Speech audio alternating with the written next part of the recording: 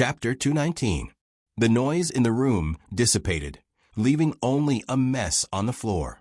All kinds of expensive wine bottles were basically empty, and they were piled up in every corner of the room.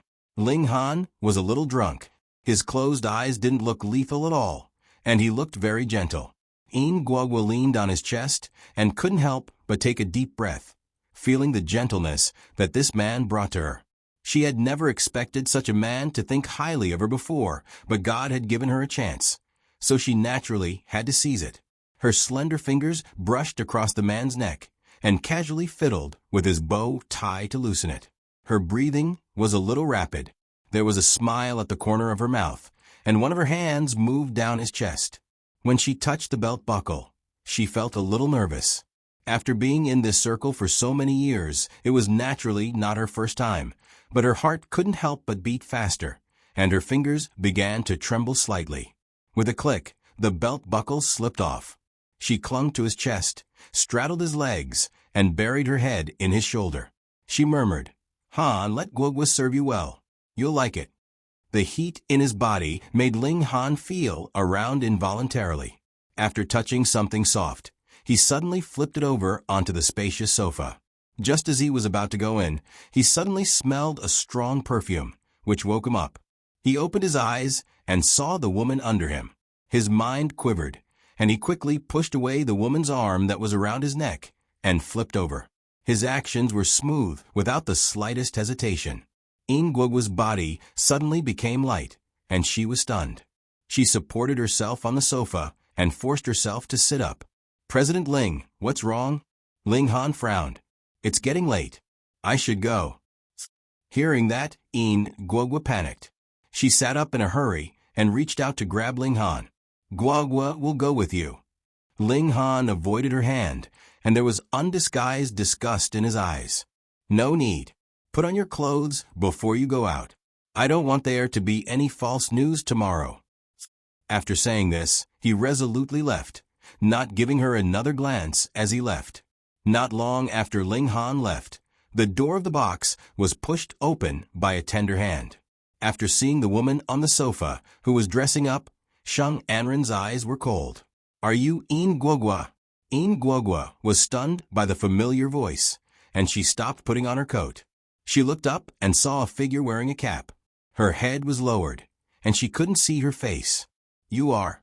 She looked puzzled. Sheng Anren raised his head and stared at her unkindly. He sneered, "Don't tell me you don't know me." Yin Guogwa's heart skipped a beat. When she thought of the relationship between Sheng Anren and Ling Han, she inexplicably felt a little guilty.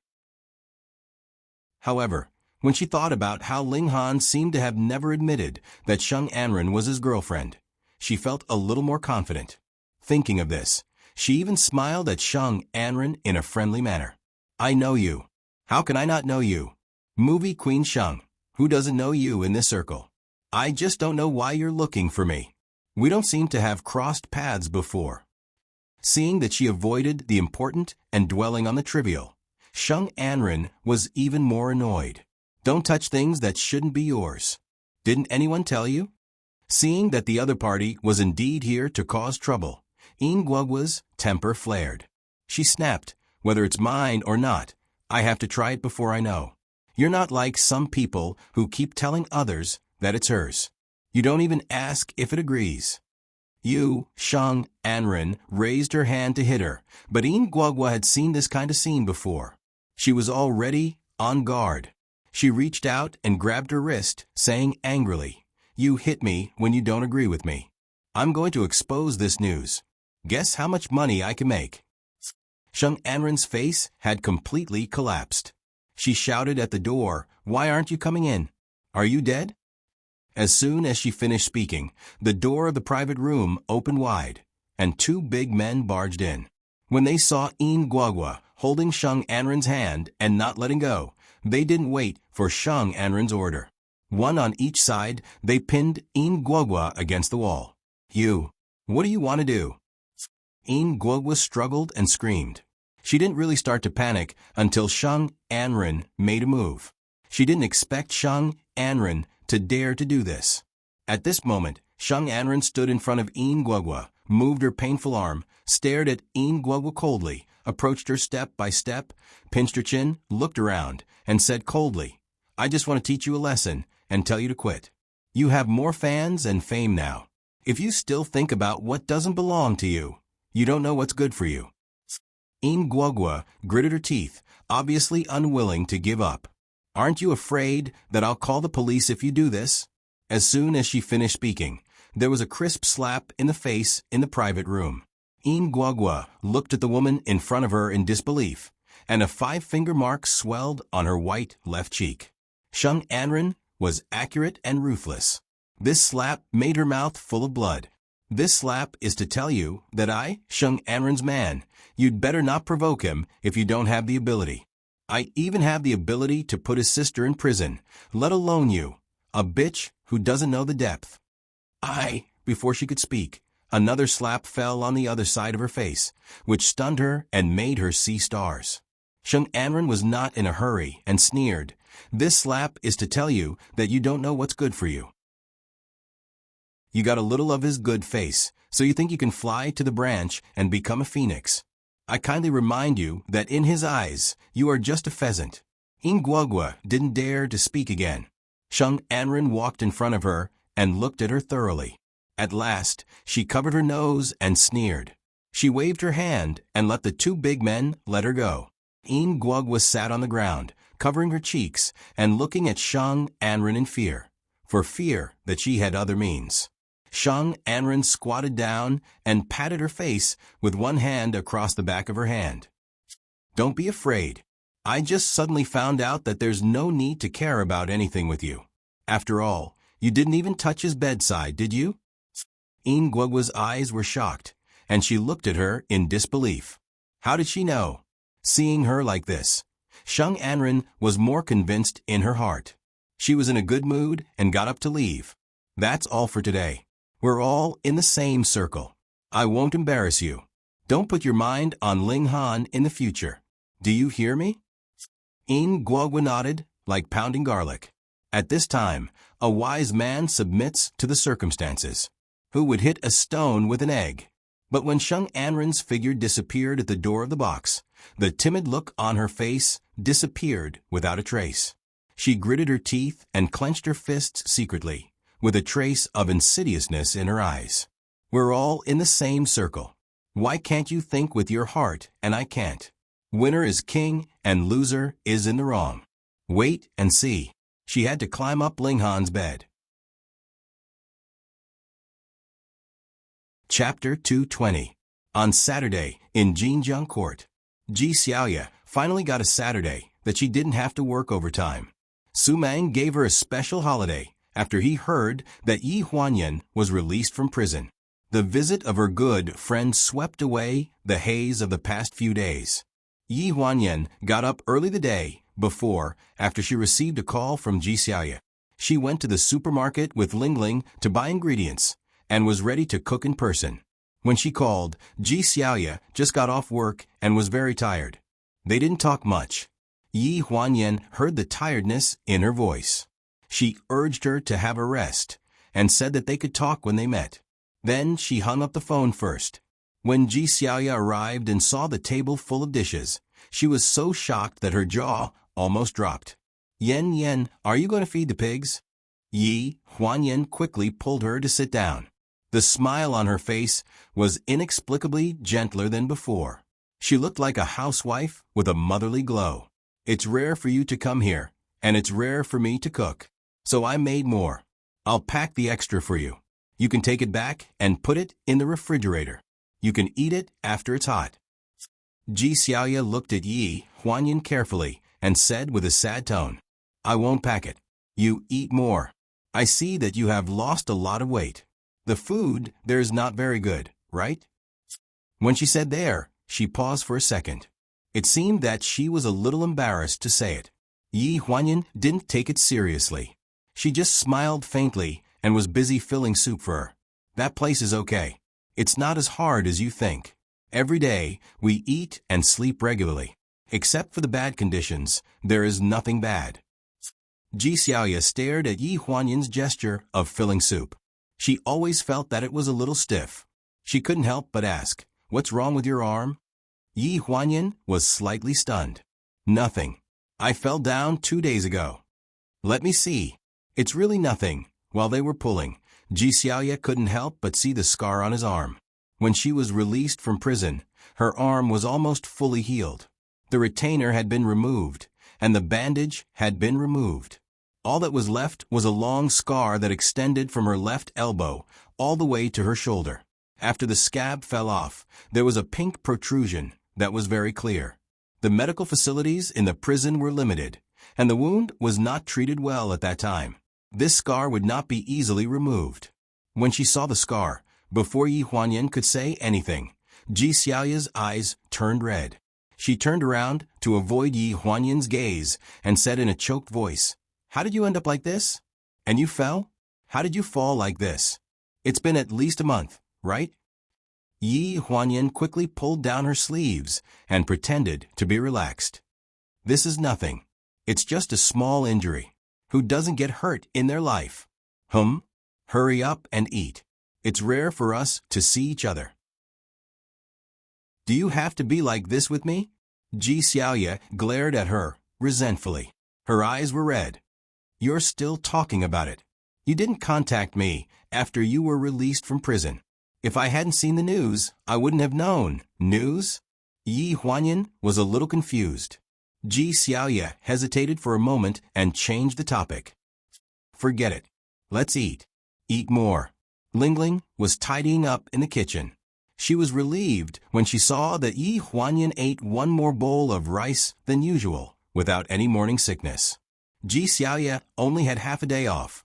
When she was leaving, she pointed to a pile of luxury bags in the corner of the hallway. "Here, our managing editor asked me to bring you those. They are all the latest designs. You should go out and have a look. You're so capable at work. I'm sure many companies will fight to hire you." Yi Huanyan instinctively touched her lower abdomen and frowned. "I haven't been feeling well recently. I want to rest for a while." "That's true." Ji Xiaoya pondered for a moment. Suddenly, she thought of something and asked, "If it's too boring to stay here, do you want to consider going on a trip for a while?" Yi Huanyan was slightly stunned. A trip? She hadn't gone out for about 2 years. Ever since Ling Dongming and Zhang Milan's car accident, the successive blows had made her forget the meaning of life. She had forgotten some of the things she used to do in the past. She had also forgotten the taste of life in the past. "Yes. It just so happens that the managing editor asked me to go out and prepare for a cultural activity. I've been preparing for the trip for the past 2 days. If you're free, why don't you come with us? Let me think about it." She actually wanted to go, but she had a lot of concerns. Ji Xiaoya didn't rush her. When she left, she was a little reluctant. "If I'm free, I'll come and see you. It's just that I've been too busy for the past 2 days. You have to take good care of yourself. Look for me if you need anything." Yi Huanyan stood at the entrance of the courtyard and waited until Ji Xiaoya drove away. Finally, she couldn't take it anymore. She covered her chest and bent over by the flower bed to vomit.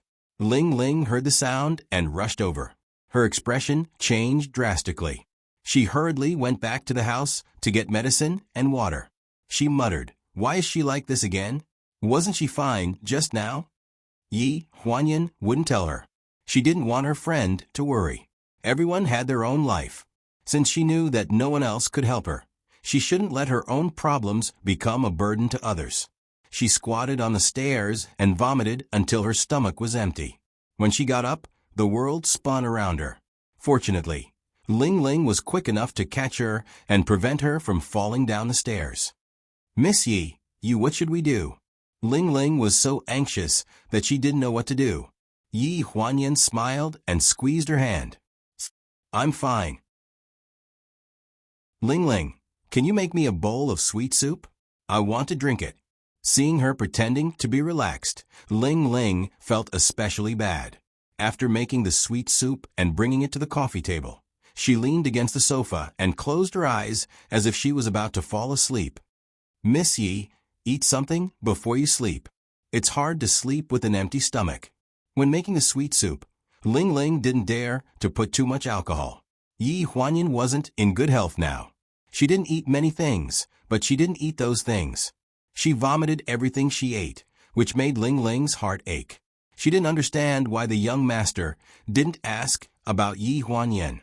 If he really didn't care, why did he drive to the door and stare in the direction of the master bedroom for so long last night? Yi Huanyan nodded and drank the sweet soup. After drinking half of it, she lost her appetite. Ling Ling helped her upstairs to rest, and she followed. Her steps were heavy, but she was light as a feather. It was as if a gust of wind could blow her away. "Miss Yi, why didn't you tell Miss Ji about your pregnancy?" Yi Huanyan lifted the blanket and laughed bitterly. "I don't know if I can keep this child. I don't want her to worry about me." "Why can't you keep it?" Ling Ling hurriedly comforted her. "The doctor said that she'll be fine after a good rest." Yi Huanyan wasn't referring to what the doctor said. She was afraid that after that person's patience ran out, he still couldn't tolerate this child. Yi Huanyan held her stomach and closed her eyes. The tip of her tongue tasted bitter. She felt that the sweet soup just now was tasteless. Chapter 221. The next day was the annual Fengyan Entertainment Awards ceremony in Lanjiang City. It was mainly based on the contribution of the entertainment topics of the last year. It selected various awards for the active newcomers of the previous year, mainly some of the most popular awards and encouragement awards. The guest presenters were all heavyweights to show the care of the seniors.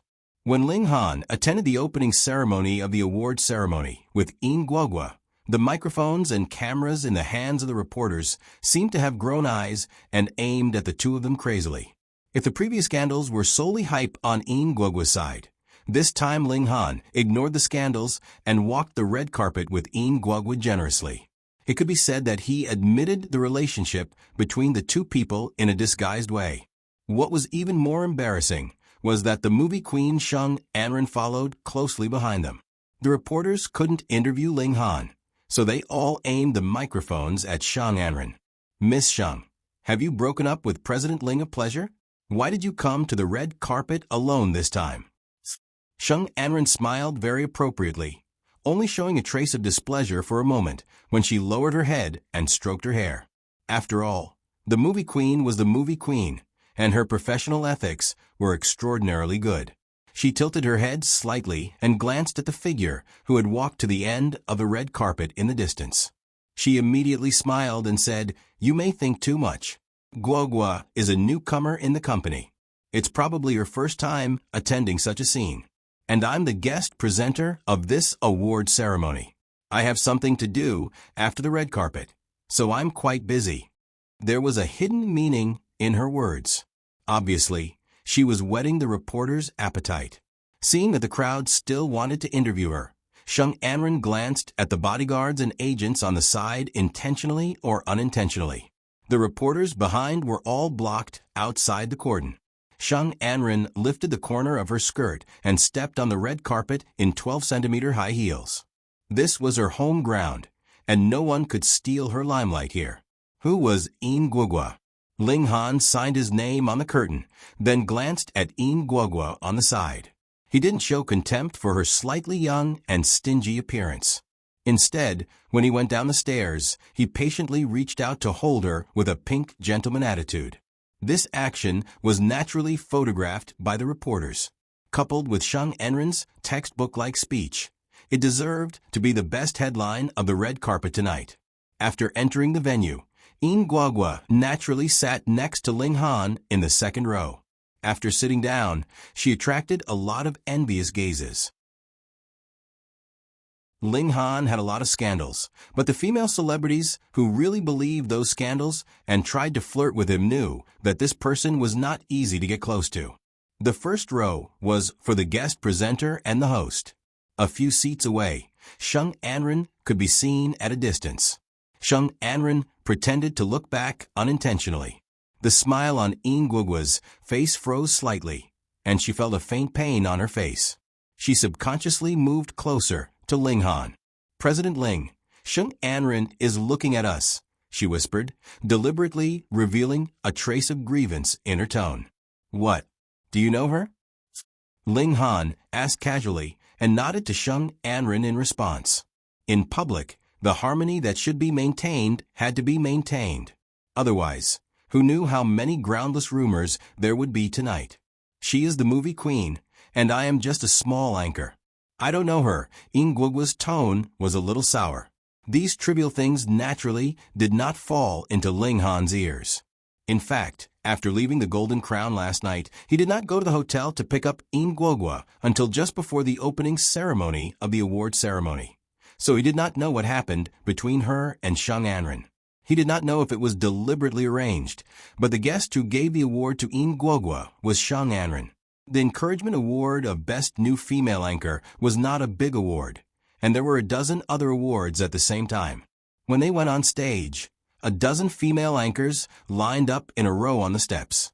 They lined up very orderly and went on stage one by one. Because Nguogwa had been in the limelight recently, she deserved to walk in the front, and also the position closest to the podium and the camera.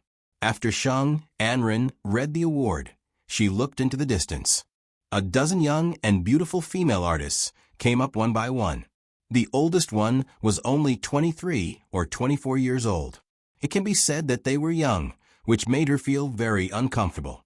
Nguogwa, who was the leader, was wearing the latest long dress in the BV show field. She had a high V on her chest, revealing her proud curves. Even Sheng Anren could not compare with her.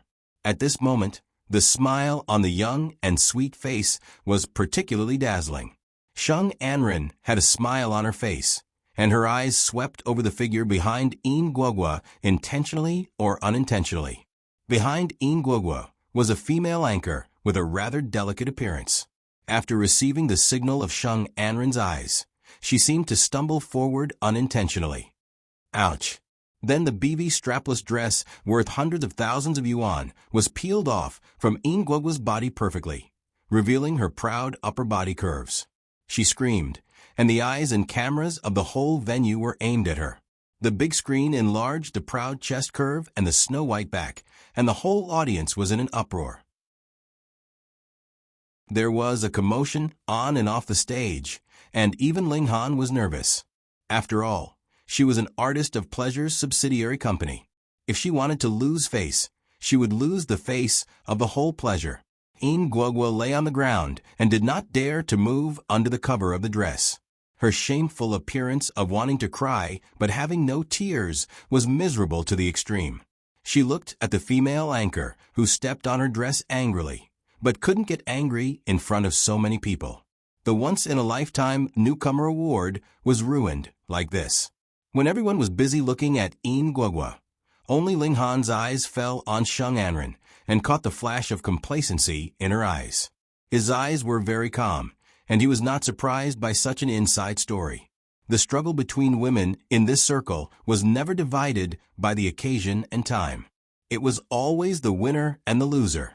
Nguogwa was at a disadvantage in front of him, but it didn't mean that her heart was so clean, and it didn't mean that she would be defeated in the future. It was just that at present she was really too stupid. Ling Han frowned and looked at the chaos in front of him. He suddenly thought of the woman who always stood in the venue in formal clothes in the past on such occasions. In his impression, she always had a way to deal with all unexpected events.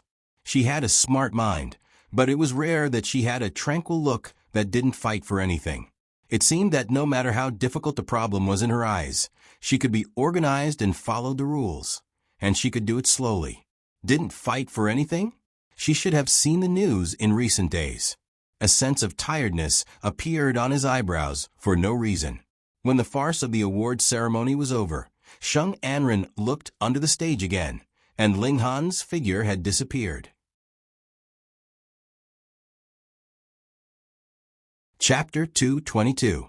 Jin Jiangyuan, that clear-minded and quick-witted woman who didn't fight for anything, was also doing something that didn't fight for anything. The red carpet news was playing on the computer. The woman holding Ling Han had a bright smile on her face. Yi Huanyan felt like she had completely lost the youthfulness and vitality on her face. Maybe Ji Xiaoye was right. She should go out for a walk and then decide if she should leave. Yi Huanyan was packing when the black SUV stopped downstairs. Her huge suitcase was already stuffed full of spring clothes and a few summer clothes. It looked like she was going to travel for a long time. Ling Ling, can you help me find 2 sets of toiletries for my trip? I remember there were a lot of small samples before. Yi Huanyan carefully walked over the suitcase to the door and shouted downstairs. Ling Ling was cleaning up the kitchen. The sound of running water was too loud, so she didn't seem to hear it. Yi Huanyan hesitated for a moment. In the end, she decided to put aside the packing matter and go find the clothes herself. The stock of skincare products and toiletries were all in the closet next door. However, she usually asked Ling Ling to get them, so it was a little difficult to find them. When Ling Ling turned off the tap and came out, she was shocked to see Ling Han enter the room. Young master. Ling Han nodded and walked upstairs. It took a lot of time and effort, but in the end, he still couldn't find a woman like her. Even the slight resemblance was just his imagination. He gave up. Wasn't it just a child? If she wanted it, then so be it. As long as she stayed by his side peacefully, it would be enough if he could occasionally feel a trace of comfort in this foul circle. He twisted open the door, and just as he stepped out, the tip of his foot hit an obstacle. His gaze fell on the neatly packed suitcase. His originally gentle eyes gradually turned cold, and under the light, there was a faint cold light. She's leaving? Rustling sounds came from the closet next door. His home slippers dragged on the floor with a heavy thud as he pushed open the door. Behind a long black leather sofa, a thin figure was squatting in front of a white Nordic-style cabinet. Ling Ling, where did you put your pajamas? Yi Huanyan thought it was Ling Ling when she heard the door open, so she asked, Is it in this closet? Ling Han silently walked into the room and looked at the figure from across the sofa. He was so angry that the veins on his forehead bulged. Where are you going? When she heard this voice, Yi Huanyan shuddered and almost fell to the ground. She held onto the cabinet door and carefully stood up. Why are you back? He took a step forward and said coldly, What I'm asking is, where are you going? Yi Huanyan instinctively stepped back, but her back was against the white cabinet, and there was nowhere to go. Ling Han's eyes were cold. He walked over the sofa with his long legs and grabbed Yi Huanyan's neck with one hand.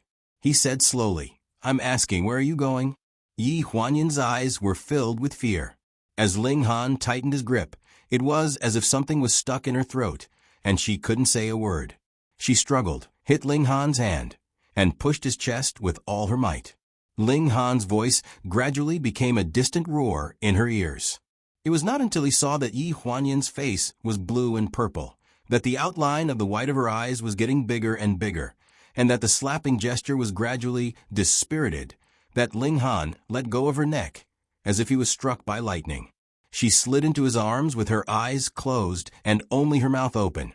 It seemed that she was no longer breathing.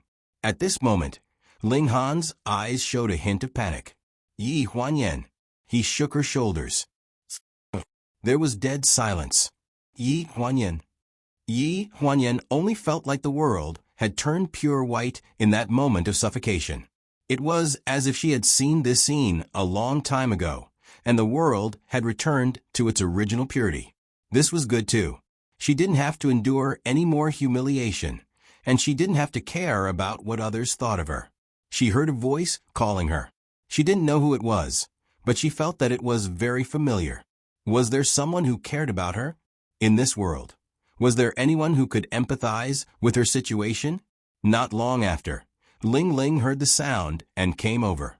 When she saw the scene in front of her, she exclaimed, Young master, what happened to Miss Yi? Ling Han just hugged Yi Huanyan, and his voice was no longer as calm as before. She's not breathing. She's not breathing. There was a circle of red marks around Yi Huanyan's neck, and the situation was self-evident. Young master, give her water, give her water. When she saw the circle of red marks, she suddenly had a flash of inspiration. She said this incoherently, but when she saw that Ling Han already looked like he had lost his soul, she stomped her feet, turned around, and ran to the kitchen to get a cup of hot water. After pouring the cup of hot water. There was a reaction. Cough, cough. Yi Huanyan's violent coughing filled the entire room. The hot water spread over her chest and soaked her pajamas, but after the violent coughing, she still closed her eyes and showed no signs of waking up. This method was a local remedy from Ling Ling's hometown. It was very useful to treat temporary shock when one couldn't breathe. She had seen many of her relatives use this method with her own eyes. Ling Ling was also treating a dead horse as a living one, and she didn't know if it would work. At this moment, Ling Han was like an irritable lion, holding Yi Huanyan's shoulders tightly and not letting go. His eyes were filled with a strange blood-red color, and he finally broke down and yelled, "Yi Huanyan, if you don't open your eyes, I'll beat this bastard in your stomach." The person in his arms finally showed signs of waking up. "She's awake, she's awake." Ling Ling stood to the side and covered her mouth, crying tears of joy. Yi Huanyan slowly opened her eyes, but they were empty. She stared blankly at Ling Han for a while, and still couldn't believe that this man in front of her really wanted to kill her. She raised a hand, as if she wanted to touch his face, but in the end, her hand stopped in midair.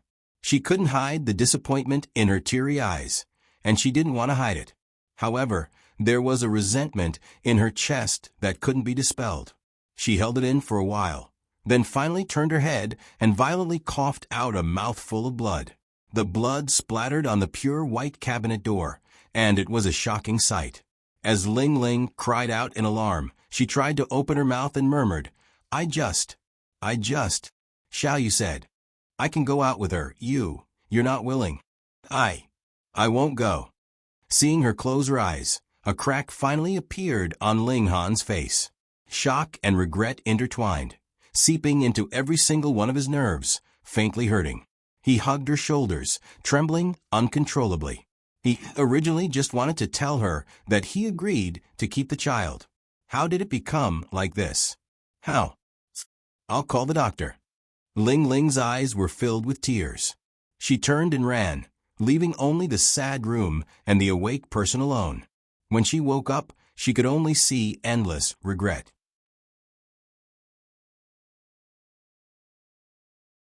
Chapter 223. When Yi Huanyan woke up, she only heard someone talking outside the door. She could vaguely hear the female doctor who visited her every once in a while and Ling Ling's voice, but nothing else. She closed her eyes and covered her stomach with her hands. A trace of tears streaked across her eyes. "Fortunately, you're still here." The female doctor gave Ling Ling a few words of advice and went downstairs with the medicine box. "It's nothing serious. It's just a stagnant qi and blood. Take care of yourself in the future. It's not a big deal to cough up blood once, but you can't do it too many times. It'll hurt your lungs." Ling Ling saw the doctor out. When she came back, she saw Yi Huanyan sitting on the bed and staring at the ceiling. There was a dim, yellow lamp in the room. It shone on her face, and the outline of her face was very soft. There wasn't much color on her face, and she seemed to be a little fuller. "Miss Yi, you're awake." She tried her best to act as if nothing had happened. She pretended that it was a nightmare, and that she could continue living after waking up. Yi Huanyan nodded weakly and looked behind Ling Ling. When Ling Ling saw this, she couldn't help but sigh secretly. After the doctor came and said that you were fine, young master left. Actually, young master still cares about you. The smile on Yi Huanyan's face became more and more forced. After staring at the door for a while, she retracted her gaze and closed her eyes. "Ling Ling, I'm sleepy." "Then, Miss Yi, go to sleep. Everything will be fine when you wake up." With her eyes closed, she vaguely felt the light in the room dim. Ling Ling closed the door. The room fell silent, but she didn't feel lonely. At least, she had the baby with her. She was used to lying to herself. Even though she had almost lost her life just now, she had coughed up blood because of his interrogation. However, at this moment, in the middle of the night, she touched her stomach and realized that she still had a trace of hope for him. In the old times bar, the lights were red, and the deafening music made the group of men and women on the dance floor dance like demons. In a private room separated from the dance floor by a hollow wooden plank, TR's Wang Peijo had organized a celebration banquet for the winners of the awards. Wang Peijo walked around and randomly grabbed a male streamer and asked, "Where's Guogua? Why is she not here?" A mischievous smile appeared on the male host's face. "CEO Wang, weren't you at the award ceremony just now? In that scene, although we are all thick-skinned, we can't be that thick-skinned, right? It was equivalent to filming a nude scene in front of the camera. Wouldn't she have to go back and cry?" However, Wang Peijo did not think so. He glanced at the male host. "Do you think everyone is like you? You have to be thick-skinned to do this." After saying this, he found a secluded place to make a call. "Hello? Guogua, where are you?" "CEO Wang, I'm not feeling very well. Can I not go tonight?" A slightly choked voice came from the other end of the phone. "How can that be? You won the Best Newcomer award. You've won us glory. This celebration banquet is held for you." However, Guogua wasn't thin-skinned. She was just sulking. She forced herself to tidy up her clothes and receive the award. When she raised her eyes to look, Ling Han had long disappeared. She thought that he most likely felt embarrassed and left early. Her heart was filled with unwillingness and resentment. "CEO Wang, I'd better not go. You guys have fun. Guogua, I don't want to scold you, but why are you so insensible? CEO Ling will be here soon. If you're not here, what should I say when he asks? He'll think that I didn't handle today's matter well." Wang Peijo thought that Guogua was putting on airs, so his tone was a little unfriendly. When she heard that Ling Han would be going as well, Guogua's expression changed. "Are you saying that CEO Ling will be going too?" "Yes, I just received a call. Am I not planning to heat up the place? Are you coming?" "Yes, why not?" After hanging up the phone, Guogua looked at her face in the mirror of the hotel. She was so young that water could be pinched out. Even if she was not as delicate as Shang Enren, she had her own style. When she was changing her clothes, she suddenly remembered what Assistant Xiao said when she sent the dress to her today. "Don't spray too much perfume. CEO Ling doesn't like it." She looked at the clothes in her suitcase and suddenly hesitated. Recently, Ling Han seemed to be more and more impatient with her. It seemed that no matter how carefully she dressed up, she could not win his favor. When Ling Han saw her for the first time, he was particularly concerned about her. Why? She didn't believe in love at first sight. He was the first man who could show her that kind of look at her for the first time. That look was obviously the admiration of knowing each other for a long time, but she had only seen him once in Hujiang. When they first met, she seemed to be wearing a school uniform. Could it be that this man had some sort of special fetish? She shook her head. It shouldn't be possible. If he did, it would be easy to get hold of him. Thinking of this, her hand that was looking for clothes still slid past the sexy dress and landed on the plain shirt and jeans at the side. Try it. After all, many men nowadays prefer those who look pure, don't they? Ling Han's car was parked on a street of the famous Hohai Bar in Lanjiang City. After getting off the car, he walked in the direction of the old-time bar. There were many men and women on the street. In the early spring weather, there were also people wearing revealing clothes. From a distance, he saw an inharmonious figure at the entrance of the bar. White shirt, jeans, and a gray cardigan jacket. At the moment, she was lowering her head and kicking the stones on the ground in boredom. His heart inexplicably thumped, but he quickly recovered and raised his lips in self-mockery. How could it be her? At this moment, the figure had obviously found him. She waved her hand from a distance and then trotted to him. "CEO Ling, you're here. It's you?" Ling Han's eyes showed a trace of surprise. Guogua followed his gaze and glanced at her clothes. She held the hem of her cardigan in both hands and whispered, "CEO Ling, I just lost face for you. I should have been more careful." Ling Han frowned and stared at her. Looking at her pretending to be pure, he sneered in his heart. What's the difference between dressing like this at the entrance of the bar and being a bitch? I don't know what message I gave her. Let her dress up like this to flatter him. A smart-ass woman looks annoying. In front of me, You'd better put away your cleverness." He dropped a cold sentence and went straight into the bar. Nguagua stood in place, looking embarrassed. This man is far different from a legend. It's easy to get close to him. It's difficult to get his favor. At this moment, she suddenly began to admire Shang Anren. What ability did she use to stay with him for nearly a year? Watching Ling Han's figure disappear in the bar, she clenched her fingers in place. Anyway, tonight is probably her last chance.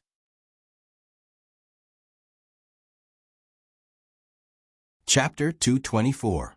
In the private room of the Old Times Bar. From the moment he entered the private room, Ling Han did not refuse anyone. No matter who offered him a toast, he did not ask for the reason. He drank one glass after another, looking like he would not stop until he was drunk.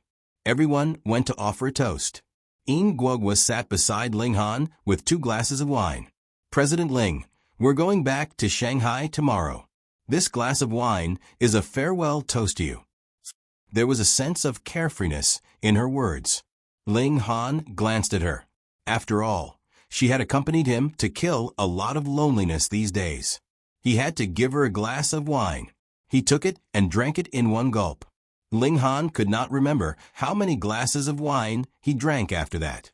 That night, he was in a particularly low mood. Originally, he went to the bar to numb his inner thoughts. There were many people, and in the end, his vision began to blur.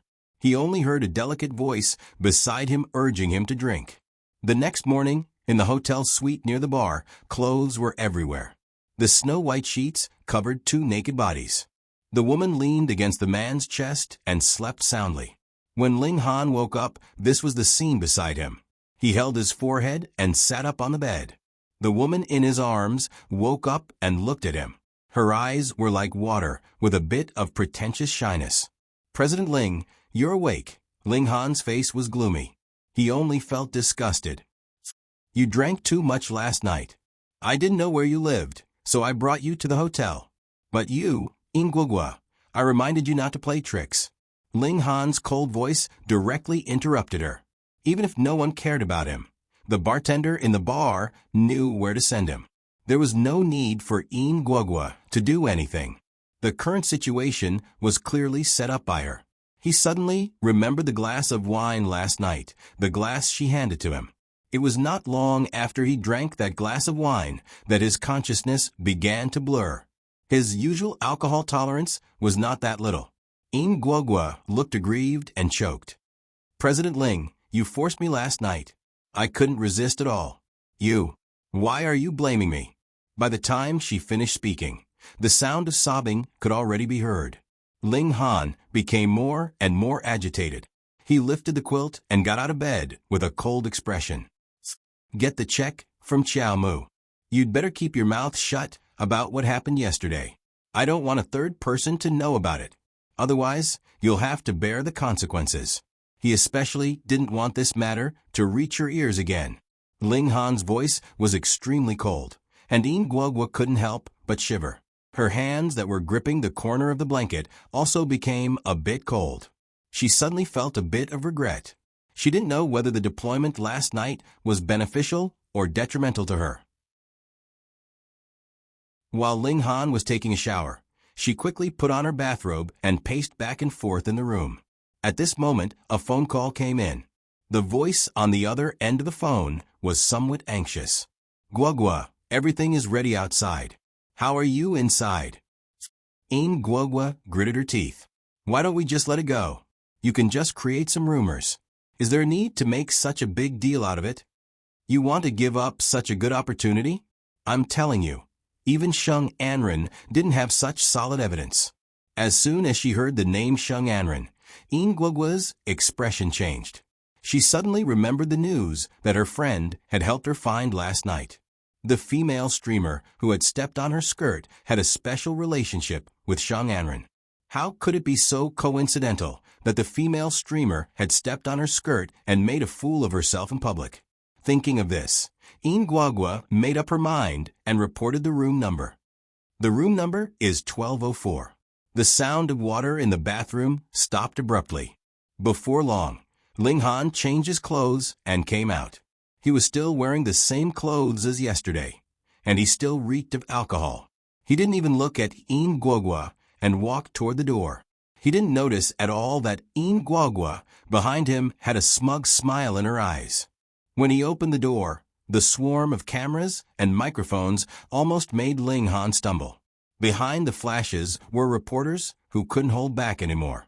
They all held up their microphones and blocked all of Ling Han's exits. And as if oil was added to the fire in the room, a woman's scream came out. The cameras all pointed at the source of the sound. It's In Guogua. At this moment, In Guogua was wearing a wine-red bathrobe. Her exposed skin was covered with light red kiss marks. What had happened between the two of them was already confirmed. Ling Han's face was gloomy. He clenched his fists and was about to explode in the crowd of reporters who were chasing after the details of last night. That day, the headlines of all the major news outlets were exactly the same. Internet celebrity live streamer In Guogua and Pleasure Group's president Ling Han had a night of love. In Guogua's follow-up to the scandal, the kiss mark incident. In addition, Sheng Anren, who had always considered herself Mrs. Ling, didn't respond. The reporters took the fact that Sheng Anren and Ling Han's relationship had changed as her tacit agreement, and directly pushed this gossip to the climax.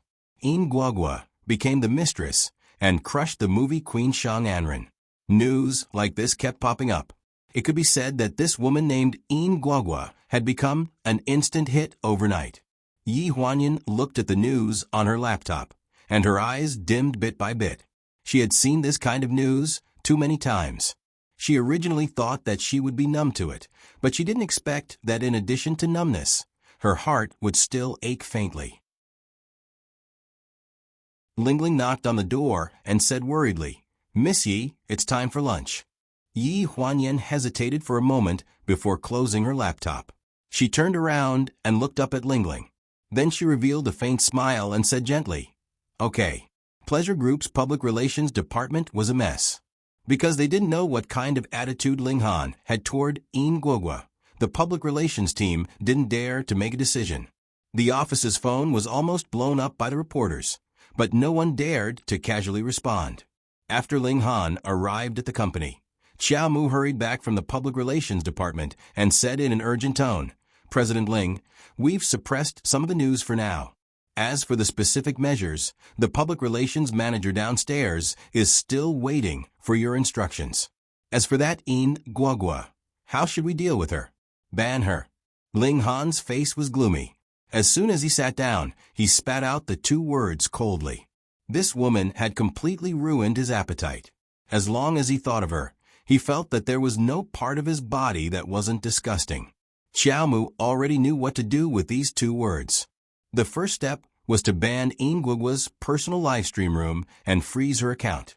According to the 10-year contract with the company, this woman didn't have a basic source of income and couldn't casually accept any commercial performances without the company's approval. Pleasure Group's public relations department had always been known for its thunderous methods in the entertainment industry. As soon as the measures were taken, In Guogua's live stream room showed that there was something wrong with her account that afternoon and was temporarily banned. Meanwhile, all the negative news about In Guogua on the hot search list were frequently exposed. There were real and fake news mixed in, and they were all ambiguous yet convincing. When the last piece of news was exposed on the internet, In Guogua was already on the verge of collapse. Popular female live streamer failed to seduce her boss because she once worked as a hostess at Dongi Bathing Parlor. With such a basin of dirty water splashed on her, it was almost impossible for her to clear her name by herself.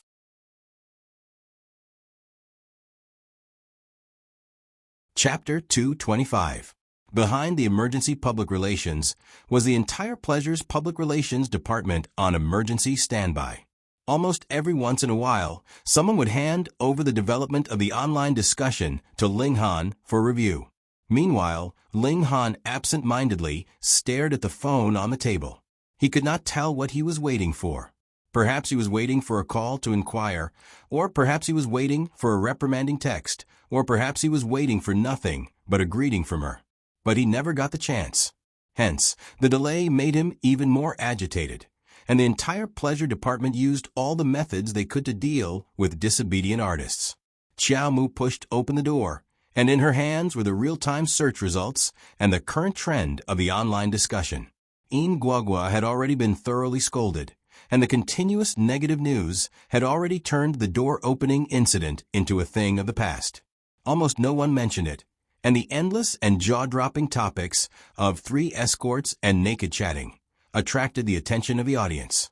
President Ling, In Guagua said that she's willing to hold a press conference to clarify this matter and begs us to let her off and give her a chance.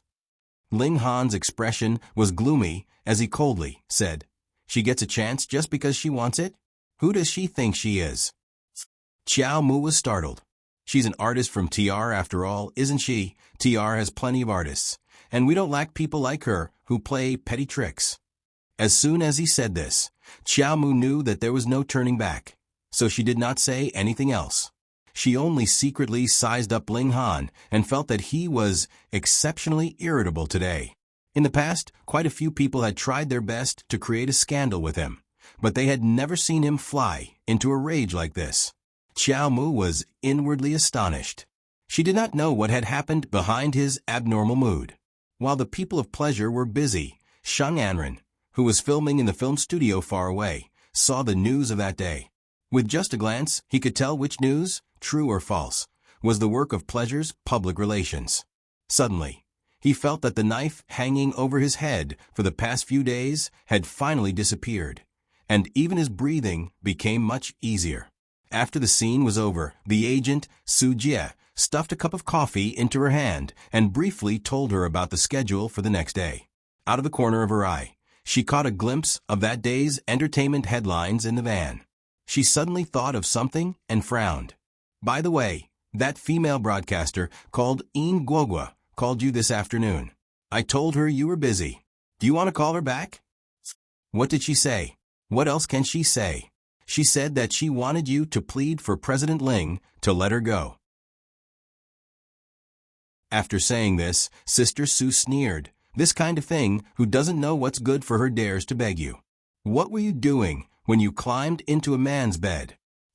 Hearing this, Sheng Anren was not angry. Instead, she was a bit proud. At least in In Guagua's eyes, her prestige was finally reflected by Ling Han's thunderous means this time. She was afraid that she would still need this In Guagua in the future. Don't call her back first. If you push her too hard, she will call again. If she calls again, tell her to wait. She had to keep her in suspense, right? For the next few days, the headlines of all the major newspapers were about In Guagua's scandals. At first, she accepted interviews with reporters and took the initiative to clarify some things. In the end, there were more and more scandals, and the speed of explanation could not keep up with the speed of the scandals being exposed. And the reporters seemed to have made an agreement that no one cared about the protagonist of such a big incident. In Guagua finally realized that she had really annoyed the manipulator behind the scenes. She did not believe that Ling Han would be so heartless. Her jealousy quickly shifted to Sheng Anren, who had been staying by Ling Han's side and showing the attitude of not fighting for the first wife. It must be her. In the afternoon, there was a remote coffee shop near the film and television city. Because it was near the film and television city, and they were used to seeing star artists, the boss and waiters here were not surprised. There were not many people in the shop. Most of them were separated by curtains for the convenience of artists to rest. When waiting for someone, In Guagua looked around in her seat again and again irritably and beat what she wanted to say countless times in her stomach. But when she really saw Sheng Anren in person, she could not say a word of what she wanted to say. Full of resentment and unwillingness, her face was very embarrassed. "My agent said that you wanted to see me?" Sheng Anren said such a sentence indifferently, and then looked at her calmly, without the appearance of jealousy and hatred before. After holding it in for a long time, In Guagua said dryly, "Miss Sheng, I know I was wrong. I won't provoke President Ling in the future. You are so kind as to forgive me and let me go. I can't be banned." Sheng Anren stirred the coffee cup with a small silver spoon, held her chin with the other hand, lowered her eyes, fell on the rotating coffee foam, and looked indifferent. I didn't ban you. I'm afraid you found the wrong person. Seeing that her attitude was friendly, Nguagua also had some courage and hesitated. I know President Ling is dissatisfied with me for framing him, but I just want to be popular. Miss Sheng, we are all in the entertainment circle. We have to be famous as soon as possible. I can't help it. It's the first time I've heard that seducing the boss is something you can't help. A trace of contempt flashed in Sheng Anren's eyes. She glanced at Nguagua, as if she disdained her behavior very much. At this moment, her attitude was like that of a first wife. She enjoyed this feeling very much, just like many times before, except for those ungrateful flowers and plants around Linghan. Nguagua's humble appearance made her very happy. But I didn't do anything. Nguagua cried with a face full of grievance. President Ling was drunk that night, and I was busy setting up those traces. When I finished all of them, it was dawn. Hearing this, Sheng Anren almost laughed out loud. Looking at this stupid Nguagua, Sheng Anren suddenly felt that she was a bit of a fallen person with her in her heart. However, this thought disappeared in a flash. Opportunities were left for smart people. Of course, she couldn't be compared with such a stupid woman. Do you know why you could get President Ling's favor in the first place? Sheng Anren suddenly changed the topic, and her eyes were fixed on Nguagua's pure face. Nguagua's heart thumped, and she said guiltily, "No, I don't know. I heard that you were wearing a school uniform when you saw President Ling for the first time in Lanjiang." She was stunned. Sheng Anren's question coincided with her thoughts before that night. "Have you ever seen this person?" Sheng Anren suddenly pushed her mobile phone in front of her. There was a photo stuck together on it. It looked old. The photo was yellow, but it couldn't hide the young vitality of the girl in it. She was wearing a blue and white striped school uniform with a ponytail. She seemed to be standing at the school gate, and she smiled at the camera very naturally. "This is?" Nguagua vaguely felt that this person was familiar, but she couldn't remember where she had seen him. "Your real opponent." There was a meaningful smile at the corner of Sheng Anren's mouth, and her eyes were cold.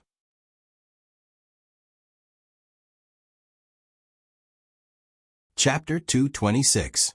In the president's office of the pleasure group, the arrival of Su Mang surprised Ling Han very much. The position of the chief editor of Fengshang seemed to be very important, but in fact, the chief editor of Fengshang was flying all over the world for 360 days of 365 days in a year. He had very little time to come here. "I heard that Yen has been released from prison. I want to see her." Since Ji Xiaoya knew that Yi Huanyan had been released from prison, Su Mang certainly knew about it. There was a trace of vigilance in Ling Han's eyes. "Just to see her?" Su Mang blinked with a cunning look on his face. "By the way, ask her if she is interested in being my assistant." Hearing this, Ling Han refused without thinking. "No." "Why?" Su Mang glanced at him. He was not shocked by his momentum at all and retorted, after Sheng Anren's interference, "You definitely don't want her to go back to work in the pleasure group now. She is a white-collar worker who is used to work. Do you want her to stay at home and be a housewife for you? She will be bored to death. She won't go to Fengshang. Don't you already have an assistant?" Ling Han looked at Su Mang with a very firm attitude. Su Mang was anxious. Xiaoyu is going to lead a team to Zhoushan to collect wind this weekend. Do I have to find someone to replace her? I don't trust other people. Can you consider that I am borrowing from you? Ling Han's heart suddenly thumped as if he had thought of something.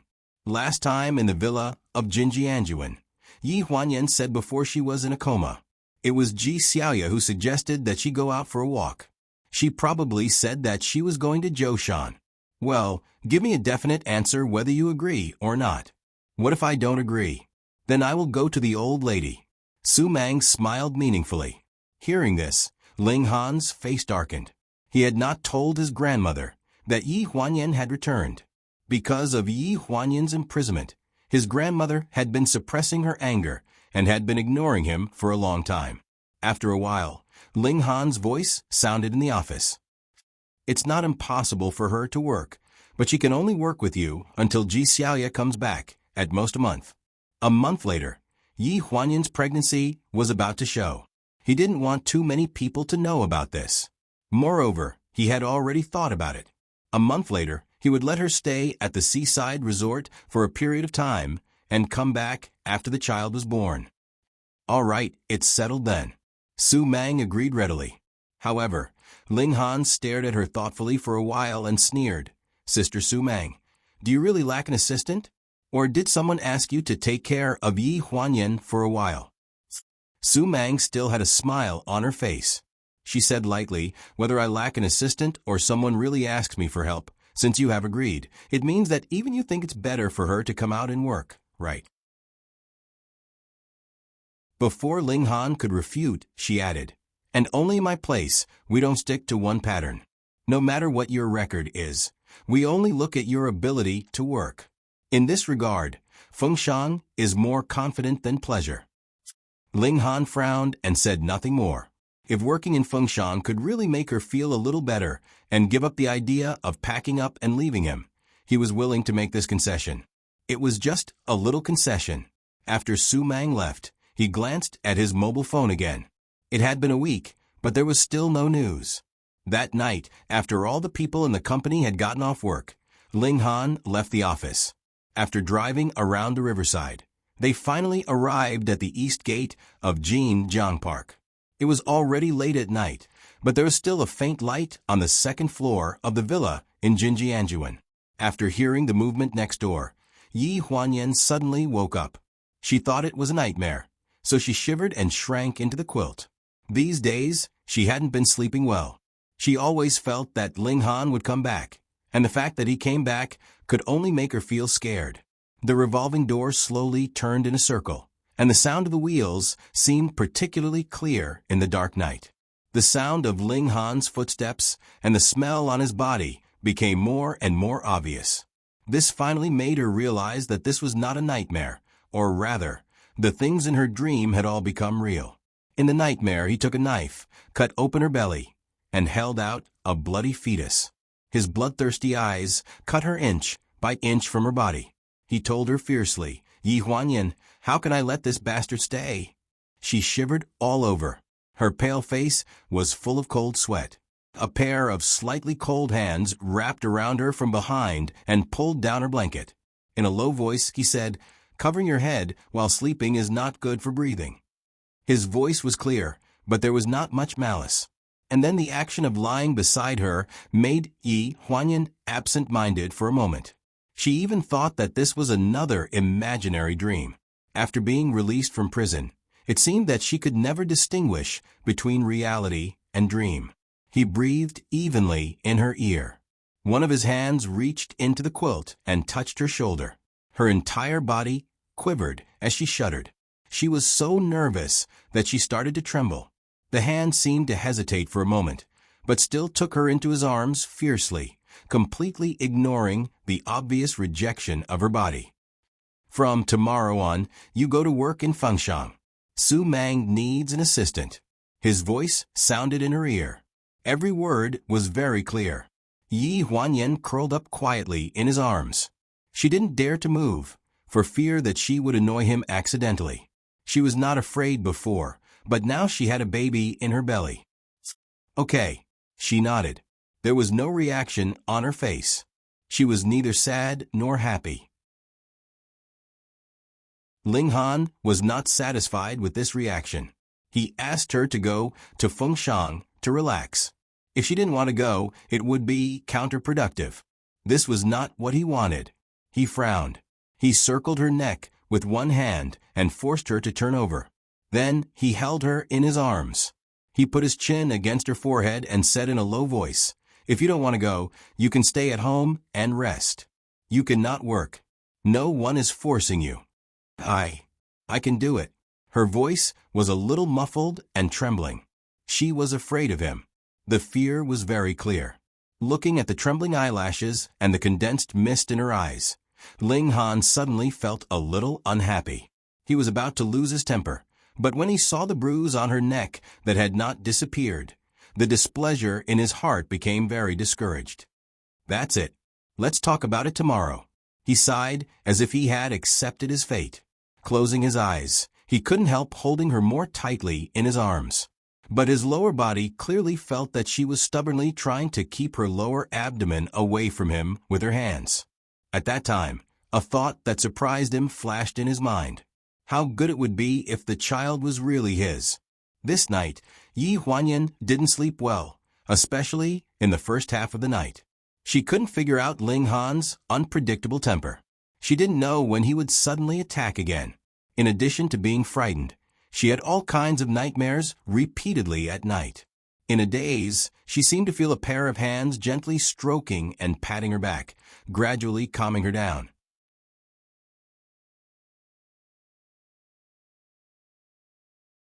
Chapter 227.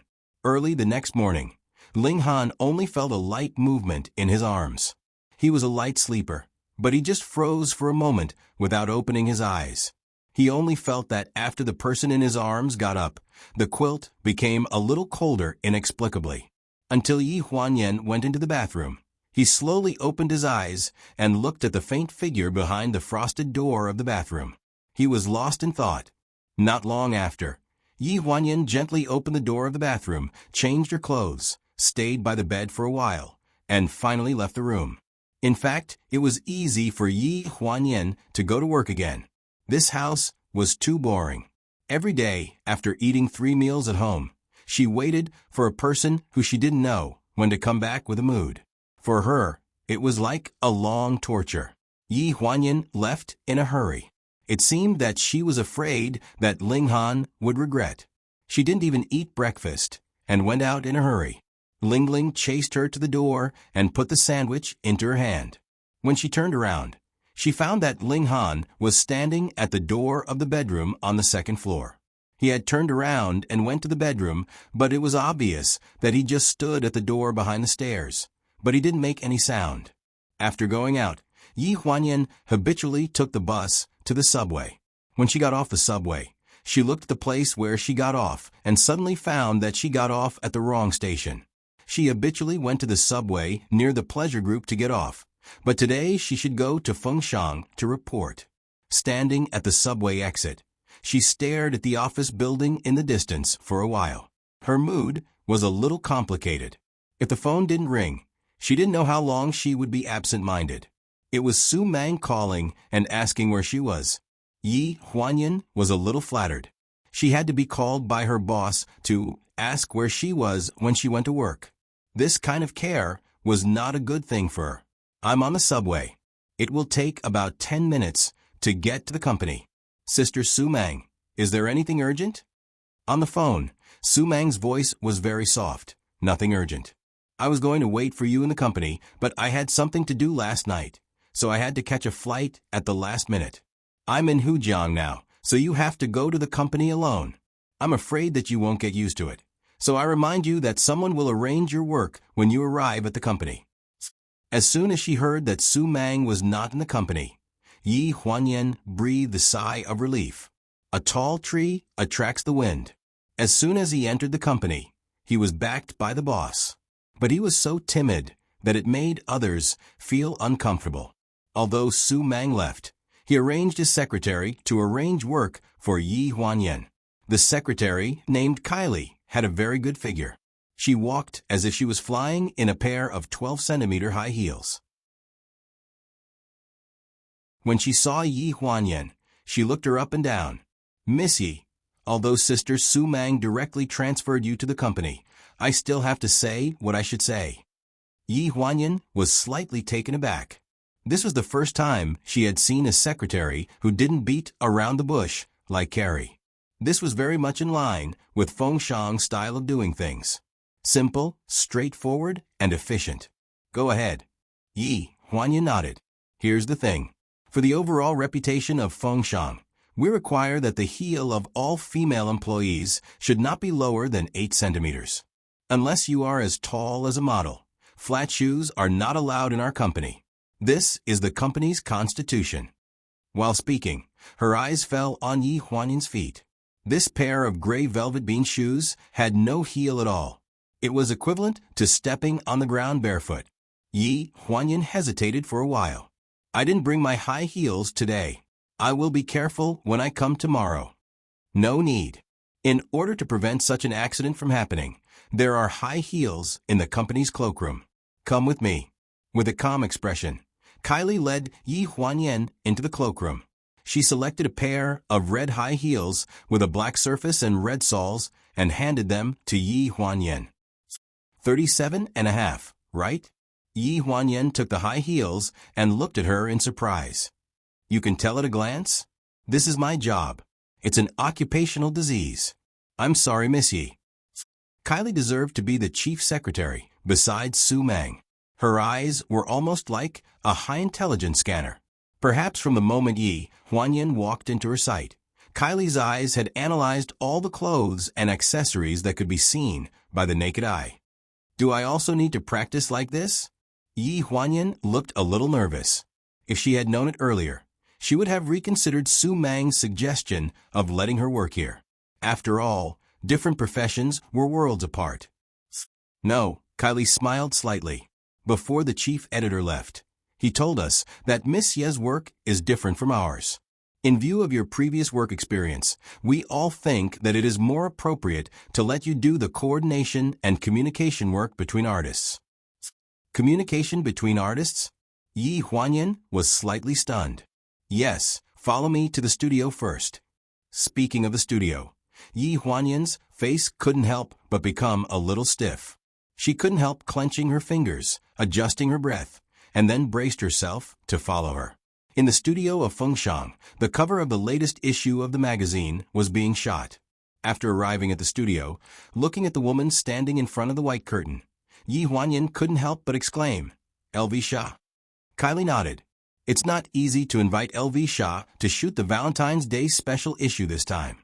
L.V. Shah was the first batch of international supermodels to go abroad in China. She was definitely one of the top female models in China.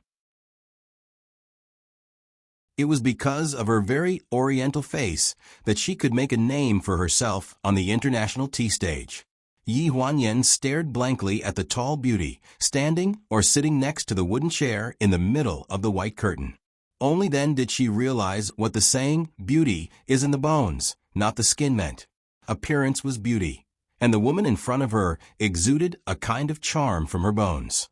After a round of shooting, L.V. Shah, who was wearing a thin red feather coat, came down from the curtain. She took a glass of water from someone who seemed to be an assistant and glanced at Yi Huanyan. First, she nodded to Kylie. Then her eyes lingered on Yi Huanyan for a few seconds before naturally looking away. Kylie directly brought Yi Huanyan over and walked in front of L.V. Shah to introduce Yi Huanyan to her. Miss L.V. Shah, Miss Yi will be in charge of the shooting for the next 2 days. If you have any questions, just communicate with Miss Yi. L.V. Shah raised her head and glanced at Yi Huanyan. Her expression was cold, and she did not say anything. However, the female agent frowned and sized up Yi Huanyan. I've never seen this Miss Yi before. Who is she? Our chief editor's right-hand assistant, Kylie quickly answered. Although the female agent was a little suspicious, she did not ask any more questions. Yi Huanyan used to frequent Fengshang, so she was more or less familiar with the people here. Kylie also introduced her to the on-site dispatchers, so she was quite familiar with the things here. That's the general situation. Call me if you have any questions. I'll be upstairs. After that, Kylie left the studio. Yi Huanyan took a deep breath. Just as she was about to get back to work, she saw a familiar figure standing in the direction of the bathroom, staring at her blankly. Yan Yan.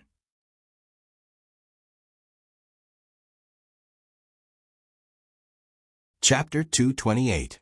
His handsome eyebrows were full of surprise, and his tall figure made people unable to move their eyes away.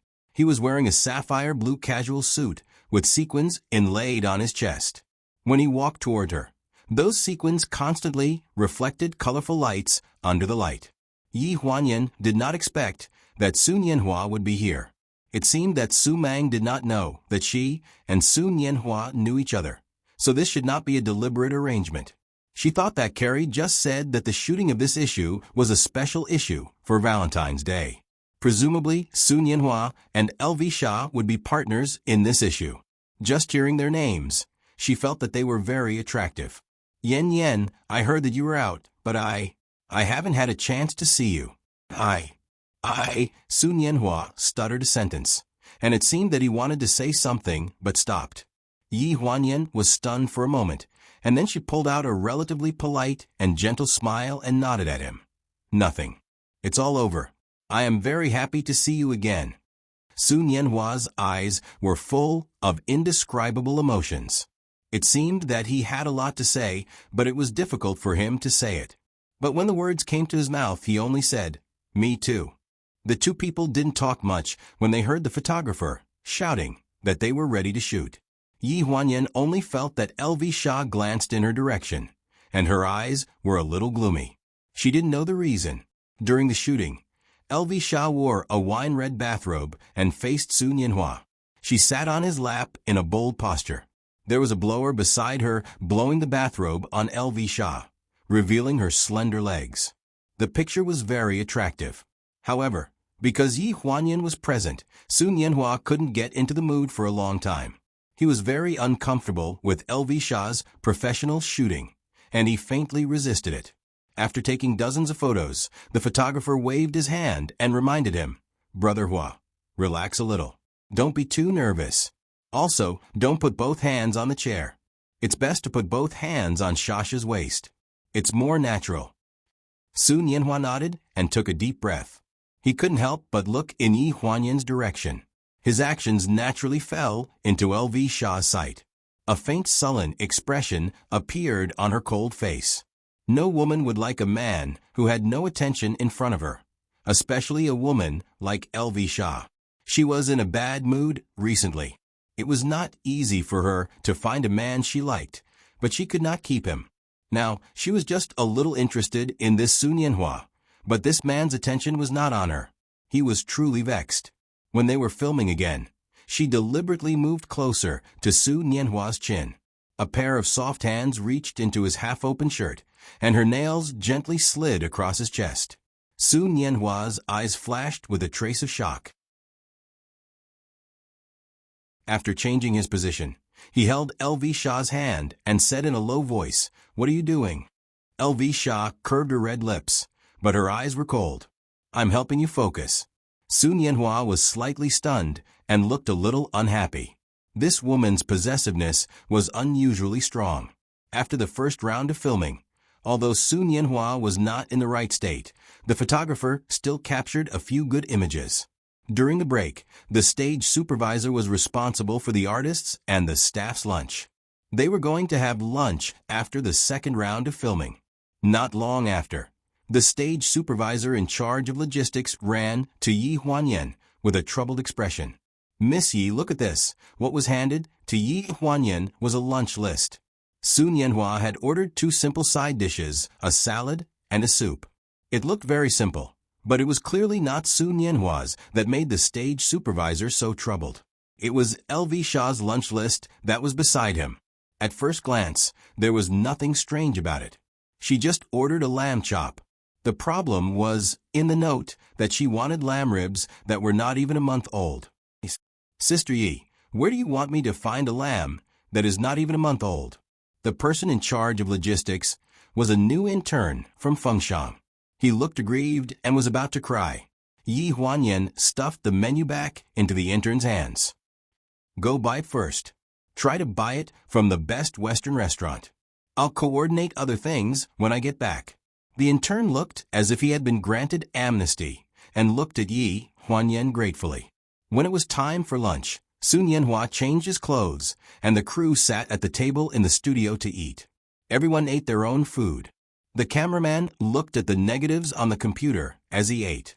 The pace of work was even better than pleasure. The intern in charge of buying food for the artists rushed back with 2 big bags. He took out the plastic boxes one by one. First, he took out Sun Yanhua's share and placed it in front of him and his agent. Then, he handed the other bag from the Western restaurant to LV Shah's agent. LV Shah's agent glanced at the lamb chop in the bag and frowned. Is this what I want? Do you think I don't know what's good for me? The intern's face turned red when he was yelled at. He defended himself aggrievedly. How can I find a lamb that is not even a month old at this time? LV Shah's agent became even more agitated when he heard his rebuttal. He scolded. Why are you so aggrieved? Is this how Fengshan treats its artists? What did you say when you begged Shasha to come to the shoot? Yi Huanyan had just come out of the bathroom when he heard Nanao making a ruckus. He quickly understood what was going on and ran over. The intern was crying because of LV Shah's agent. He couldn't stop sobbing. Yi Huanyan glanced at LV Shah, who was sitting there with a cold and silent expression. Then he looked at the agent, who was making threatening gestures. His heart skipped a beat. He had a feeling that this person was not easy to deal with. People who knew how to kill with a borrowed knife were the most difficult to deal with. What's going on? Yi Huanyan put on an obsequious smile and pulled the intern behind him. The moment the manager saw Yi Huanyan, she became even more aggressive. Miss Yi, you've come at the right time. We've already stipulated in the contract that Shasha will be here for the shoot. Her food, clothes, accommodation, and transportation will all be according to her standards. What's wrong with this intern? You asked her to buy the wrong lunch, but she bought the wrong lunch? What's wrong with this? Yi Huanyan felt his ears buzzing with the agent's sharp voice.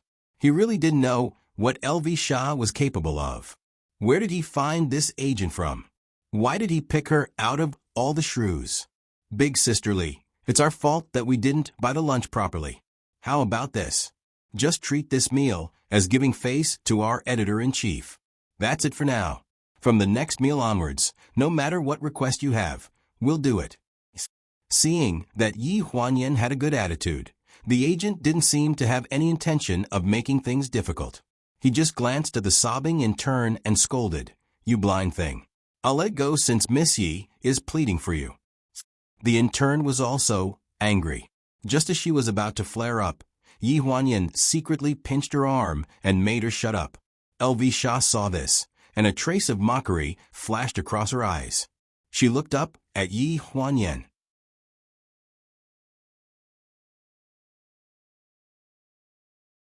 Chapter 229.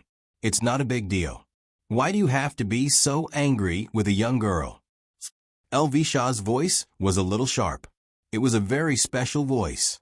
Yi Huanyan let out a sigh of relief. Just ask her to resign. She doesn't have to come back. LV Shah sat on the sofa and spoke in a very calm tone. It was as if she was talking about something completely normal. She didn't even look up as she continued to flip through the magazine in her hand. If it weren't for her special voice, it would have given the illusion that these words didn't come from her mouth. However, this sentence made Yi Huanyan's expression change. She blurted out, I'm afraid that won't do. She was the one who suggested that the young girl buy the steak first. After all, she didn't handle the matter properly. The young intern was only following her orders. As soon as his voice fell, everyone sucked in a breath of cold air. Everyone knew that this world-famous model always meant what she said. Oh, LV Shah slowly raised her head and looked at Yi Huanyan disdainfully. She asked, Who are you? There was a hint of disdain in her words, but it wasn't targeted. Yi Huanyan gritted her teeth. I am the person in charge of this shoot. What are you in charge of? Asked LV Shah. Yi Huanyan hesitated for a few seconds before she said seriously, I am in charge of the staff and monitoring the progress of the shoot. Miss LV Shah, I'm sure you want the shoot to end as soon as possible. Are you in charge of this shoot? The corners of LV Shah's mouth lifted slightly into a sneer. It's just a lunch. How can Fengshan be considered a top domestic fashion magazine? Yi Huanyan was speechless. Originally, Sun Yanhua didn't say anything because she was a public figure. However, when she saw that LV Shah was deliberately making things difficult for her, she couldn't help but say, LV Shah, if you don't like Fengshan, why did you sign the contract in the first place?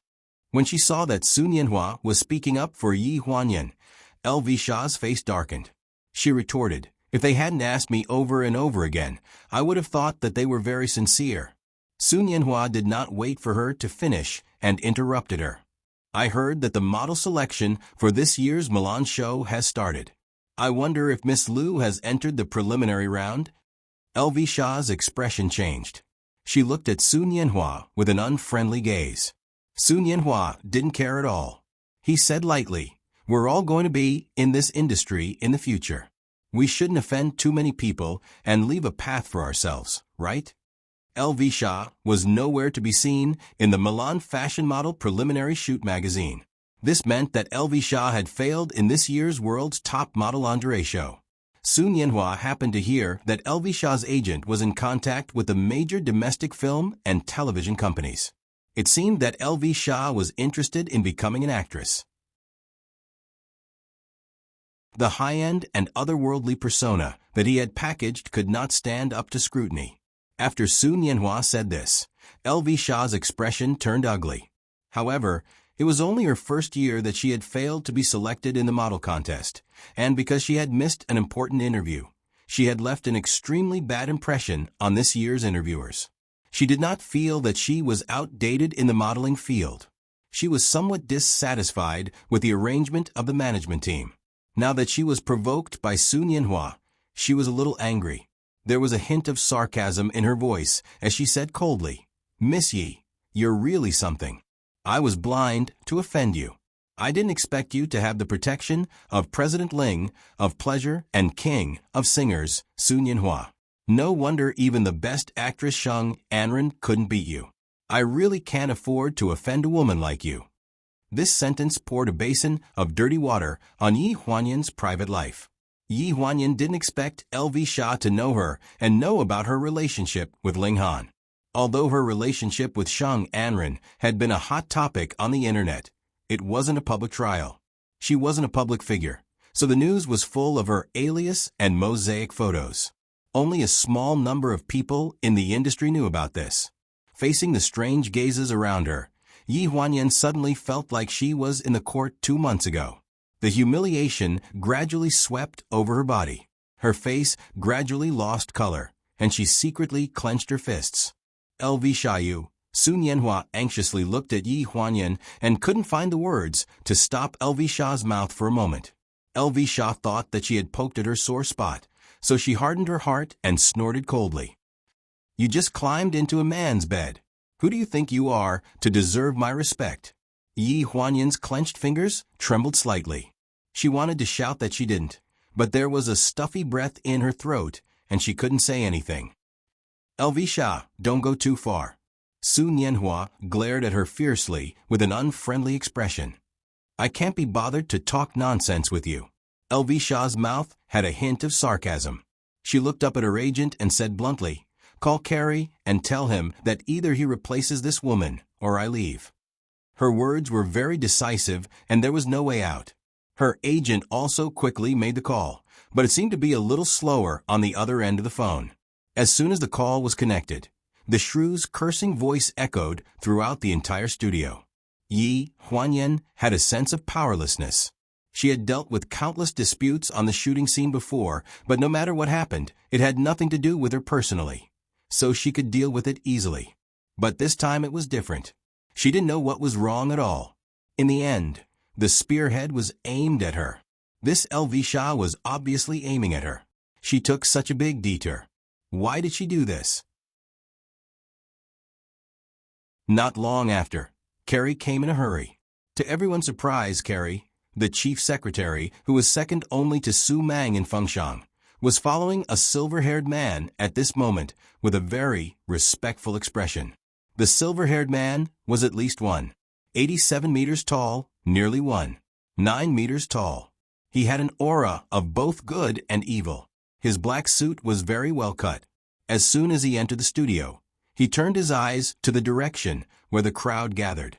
His face slightly darkened, and he strode over.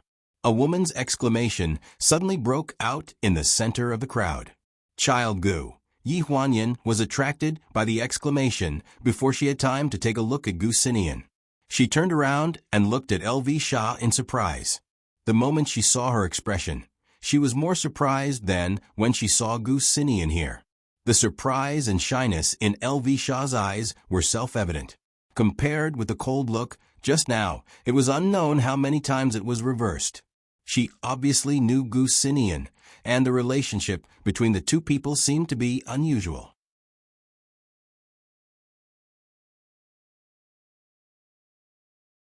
Chapter 230. Then, under everyone's astonished gazes, LV Shah pushed her way through the crowd. She lifted the corner of her dress and jogged in the direction of the silver-haired man. She didn't seem to care about everyone's gazes. "Young Master Gu, are you here to see me?" Gu Xinian brushed past her and walked in the direction of Yi Huanyan. LV Shah stood rooted to the ground in a daze. She turned around in disbelief to look at the cold figure. "I happened to be talking about something upstairs. I heard you were here, so I came to see you. Is there any trouble?" he asked. Of course, the person he was asking was Yi Huanyan. Yi Huanyan nodded hesitantly, then shook his head. Nothing. You go about your business." Sun Yanhua stood behind Yi Huanyan and sized up the man in front of him warily. He looked at his silver hair and seemed to recall something. At that moment, LV Shah had already come back to her senses.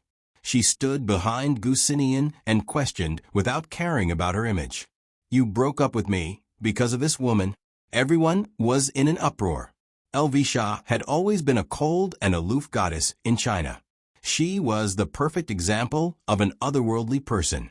Because of this layer of mystery, she was especially favored by big names and had countless high-end endorsements. At that moment, she was completely like a lovelorn woman questioning her ex-boyfriend.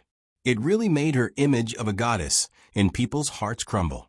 Her manager had been hinting at her many times, but she ignored him. Yi Huanyan's heart tightened. He was afraid that Gu Xinian would say something that would make the current chaotic situation worse. "Is that why you're making things difficult for her?" Gu Xinian turned to look at the woman behind him. A trace of malice appeared in his eyes. "When I sent you away, I seemed to have warned you not to act smart in front of me." The stack of files that had been left in the hotel last time had obviously been tampered with. There was a photo missing. If he wasn't wrong, this woman had secretly taken it away when he wasn't around. LV Shah, on the other hand, was even more convinced that Gu Xinian had taken a liking to Yi Huanyan because he was protecting her. The anger she had been suppressing in her heart for a long time suddenly accumulated to the extreme. She pointed at Yi Huanyan without caring about her image and screeched, "Young Master Gu, do you know that this woman was sentenced to prison because she failed to seduce her superior and intentionally hurt him? She is a vicious woman. Don't be fooled by her." Yi Huanyan's face was deathly pale. If not for Sun Yanhua supporting her from behind, she would have lost her footing. The feeling of her old wounds not yet healed, the feeling of her scars being pulled and her veins being counted was like thousands of ants crawling all over her body, making her extremely uncomfortable. Gu Xinian took 2 steps towards LV Shah and closed the distance between them. LV Shah could clearly see the displeasure in his eyes. He said in a low voice, "Of course I know." LV Shah was stunned. "Then why did you, since you know so much, do you know why she was released so quickly?" LV Shah's face froze. She looked at Gu Xinian in disbelief. "How is that possible? Why is that not possible?" Gu Xinian sneered. In front of everyone, he pinched LV Shah's chin and said disdainfully, "I broke up with you because you couldn't wait to take off your clothes in front of me. It made me sick. But now, you still make me sick when you put on your clothes. You were very successful in this aspect." Everyone sucked in a cold breath. Even if this woman was really annoying, it was still too ungentlemanly to be able to say such things about a woman in front of so many people so mercilessly. Yi Huanyan also frowned. She couldn't bear to listen to this. However, Gu Xinian's words focused everyone's attention on LV Shah's private life. No one cared about Yi Huanyan anymore. LV Shah's face was deathly pale, and her shoulders were trembling slightly. She stared in disbelief at the man who had doted on her for more than half a year. She couldn't believe that he would say such words to humiliate her in front of so many people. Gu Xinian, you, focus on the shoot. Don't make me feel even more disgusted by you. He let go of her chin, lowered his head, and whispered something in her ear. LV Shah's shoulders were shaking like a sieve, and her face was drained of all color.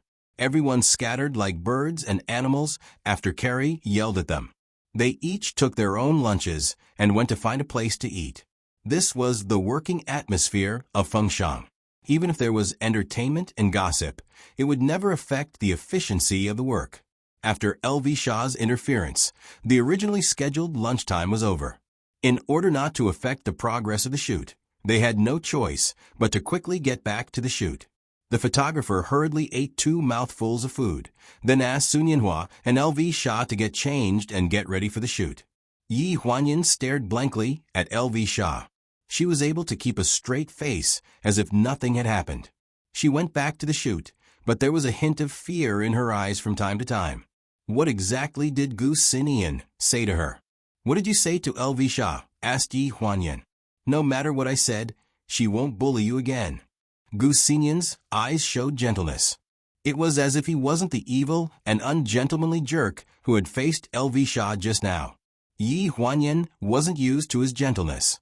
She avoided his gaze and said hesitantly, Did you come to see me because of what happened last time? Gu Xinian nodded slightly. Last time he stopped me halfway. Because of your relationship with him, I couldn't get into a conflict with him. So there are still some things I haven't done yet. Yi Huanyan was slightly stunned. After a few seconds of silence, she stammered, I've been thinking about it, and I still think what you said is impossible. My mother isn't that kind of person. You might have gotten the wrong person. Gu Xinian didn't take it seriously. He said calmly, I know you won't believe me, so I have to give you some concrete evidence. Sun Yanhua glanced at Yi Huanyan during a break in the shoot. He saw her hand a transparent bag to the silver-haired man. The man smiled and patted her head. Yi Huanyan didn't seem to mind. The man lowered his head and seemed to say something, then left the studio. The two of them were a little intimate, and Sun Yanhua couldn't help thinking about what LV Shah had asked him. At that moment, LV Shah was standing close to his shoulder. She looked like she was fully focused, but her eyes were a little unfocused, as if she couldn't focus. When Sun Yanhua turned around to film, he lowered his voice and asked, That man is Gu Xinian? LV Shah's arm on his shoulder stiffened. She glanced at Yi Huanyan, and after confirming that Gu Xinian had left, she relaxed. She changed her pose and said softly, I can only advise you not to have any fantasies about Ms. Yi. Stay away from her. Those people are heartless. Sun Yanhua didn't react for a long time. What did she mean by those people? LV Shah's answer was so strange that he didn't know where to start asking. Looking at the disappearing figure in the direction of the exit of the studio, LV Shah couldn't help thinking about the first time she saw Gu Xinian. She compared it to what he had just said, and finally she looked completely defeated.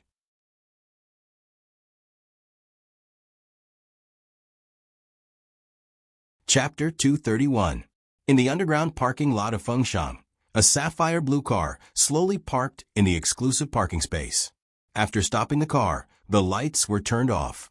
The man driving looked down at his wrist, then leaned back in the driver's seat and slowly breathed a sigh of relief. He had an impromptu meeting in the afternoon, so he thought he wouldn't be able to pick her up in time. It was just past 5, and Fengshan got off work at 5:30. If the shooting didn't go well, it would be delayed. Ling Han got out of the car and walked toward the elevator. With a ding, the elevator door slowly opened. Looking at the man walking out of the elevator, Ling Han's eyes turned cold. Gu Xinian. His signature silver hair had appeared in his eyes a little too often recently. The two looked at each other, and in the end, Ling Han spoke first. Why are you here, President Gu? Ling Han's tone was unfriendly. The Gu family was in the electronic communication business, which had nothing to do with a fashion media company like Fengshan. It was too far-fetched to say that he was here to talk about cooperation, not to mention that Gu Xinian was here in person. Gu Xinian didn't hide his purpose at all. I'm here to find her. Are you here to pick her up? Needless to say, he was referring to Yi Huanyan. Gu Xinian spoke frankly, as if he didn't have any ulterior motives. This made Ling Han even more vigilant. He asked in a low voice, "What's your relationship with her? When did you meet?" Gu Xinian didn't answer this question directly. He only turned the ring on his right ring finger and smiled wickedly. "Are you nervous?" Ling Han frowned and looked at him in displeasure. This man was very dangerous. His words and actions were completely unexpected, and you couldn't see his emotions. Qiao Mu had searched through all the information, but she only got some information about him. And this information had nothing to do with Yi Huanyan. Just as Ling Han was on guard, Gu Xinian walked up to him and said, "You don't have to be nervous. I don't have that kind of relationship with her. I'm just here to talk to her about something. Don't think too much about it." After saying this, he turned around and glanced at Ling Han. "Instead of going around guarding against others who might snatch her away, why don't you treat her better? In this life, not all regrets can be made up for." Ling Han was stunned. By the time he came back to his senses, Gu Xinian had already driven out of the garage. According to the information that Xiao Mu gave him, the Gu clan was in the electronic communication industry and practically monopolized the global communication base stations. Under this kind of background, no matter what outrageous things Gu Xinian did, no one dared to interfere. And Gu Xinian was indeed someone who didn't play by the rules. Since he took over the Gu clan, he used thunderous methods to eliminate 1/3 of the political power in the corporation. They were all relatives of the Gu clan, and he didn't recognize anyone. He was decisive and ruthless, definitely not a good person. This kind of person never looked up to others. So why did he protect Yi Huanyan again and again? He didn't find any useful information, and the sound of the elevator door opening interrupted his thoughts. In the Fengshang studio, they were in the last part of the shoot. The stylist was busy giving out instructions on the side. Even Yi Huanyan came forward to help with the makeup touching tools. Seeing her come over with a powder puff, LV Shah's eyes suddenly filled with fear. She hurriedly waved her hand and grabbed her manager's hand, refusing to let go. My manager can touch up the makeup. You missy, go help Sun Yanhua." Yi Huanyan was stunned. She thought that Gu Xinian probably said something that really did scare her. She sighed silently in her heart and turned to walk towards Sun Yanhua. When Ling Han arrived at the studio, this was the scene that greeted him. "Raise your head. Let me take a look." Yi Huanyan held a powder puff in one hand and a box of powder in the other. She carefully looked at Sun Yanhua's face. Sun Yanhua slightly raised his head. She used the powder puff to cover up the places that she didn't hit just now. "You knew Gu Xinian before?" Sun Yanhua was a bit absent-minded. Yi Huanyan was stunned for a moment. Her hands paused for a moment. "We just met not long ago." Sun Yanhua looked at her, faintly feeling that she seemed to be hiding something. "Then the person who brought you out was also him?" "Yes." Yi Huanyan turned around and changed the brush to brush the side of his face. The soft brush brushed across his cheek, and it was a bit itchy. Sun Yanhua raised his head to look at the woman in front of him. Her long hair was loosely tied up, and a few strands of bangs hung in front of her forehead, slowly floating. There seemed to be a gentle light on her face that could enshroud one's heart. Compared to 2 months ago, she was a lot thinner. Her eyes were a bit dull, as if there were a lot of things that were troubling her. He felt a bit of heartache, but more than that, he felt powerless. Bringing her out of that dark place was something that Ling Han and Gu Xinian could easily do, but he couldn't. What right did he have to say that he loved her? "Yan, why are you still by his side after you came out?" Yi Huanyan's hand that was brushing the shadow paused for a moment. She hesitated for a few seconds, and finally said something that even she didn't believe. "That's my home." Her lack of confidence made Sun Yanhua feel a burst of anger in his heart. Why was the woman that he couldn't wait to protect in the palm of his hand so lowly beside that man? Why was it that when she mentioned that man, she would reveal such a sad expression that made people feel sorry for her? "If you are willing, I can also give you a home." He suddenly spoke, and his tone was very firm. His eyes were burning as he looked at Yi Huanyan. Yi Huanyan clenched the brush in her hand, pursed her lips tightly, and thought for a while. After a while, she moved her lips slightly and said in a gentle voice, "Lu Shen, I'm pregnant." Yi Huanyan's voice was very soft, and only Sun Yanhua heard what she said clearly. He stared at her in a daze, and his eyes were full of shock. He didn't know what to think, but the shock in his eyes slowly calmed down. When he looked at Yi Huanyan again, he felt a little more powerless. No wonder she was willing to stay by his side. After the shoot, Sun Yanhua offered to send her back. Yi Huanyan didn't refuse.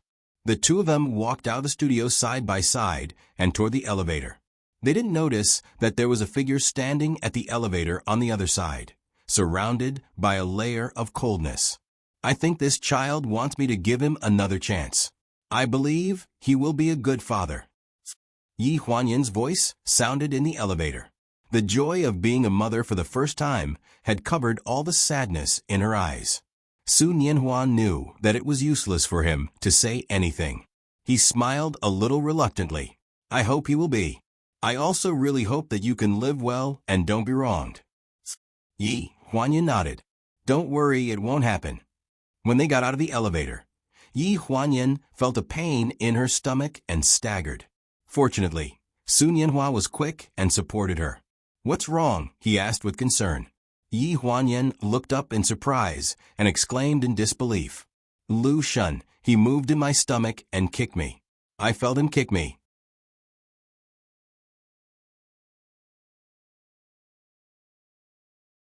Chapter 232.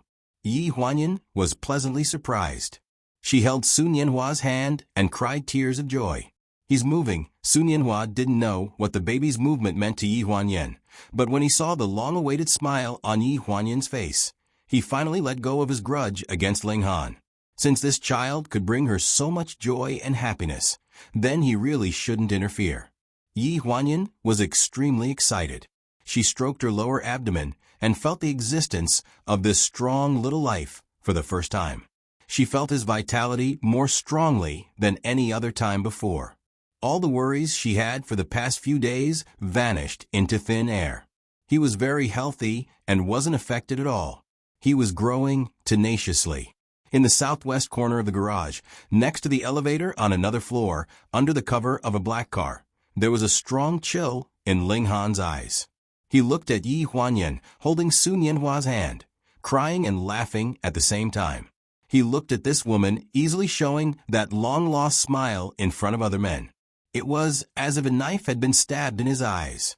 The pain instantly turned into a thick flame of jealousy. "Yi Huanyan, if this child is really mine, why have you never shown me the slightest bit of a sincere smile for our so-called child?" A sapphire blue car slowly drove out of the underground garage from the corner of Sun Yanhua's eyes. He was slightly stunned when he turned the steering wheel, as if he had seen that car somewhere before. "There's still 2 days of filming left. After the filming is over, will you still be in Lanjiang?" Yi Huanyan's voice interrupted his thoughts. He smiled gently, but when he smiled, there was a bit of bitterness in his eyes. The company arranged for a 20-day variety show to be filmed. "I have to go to Yunnan." He wasn't stupid.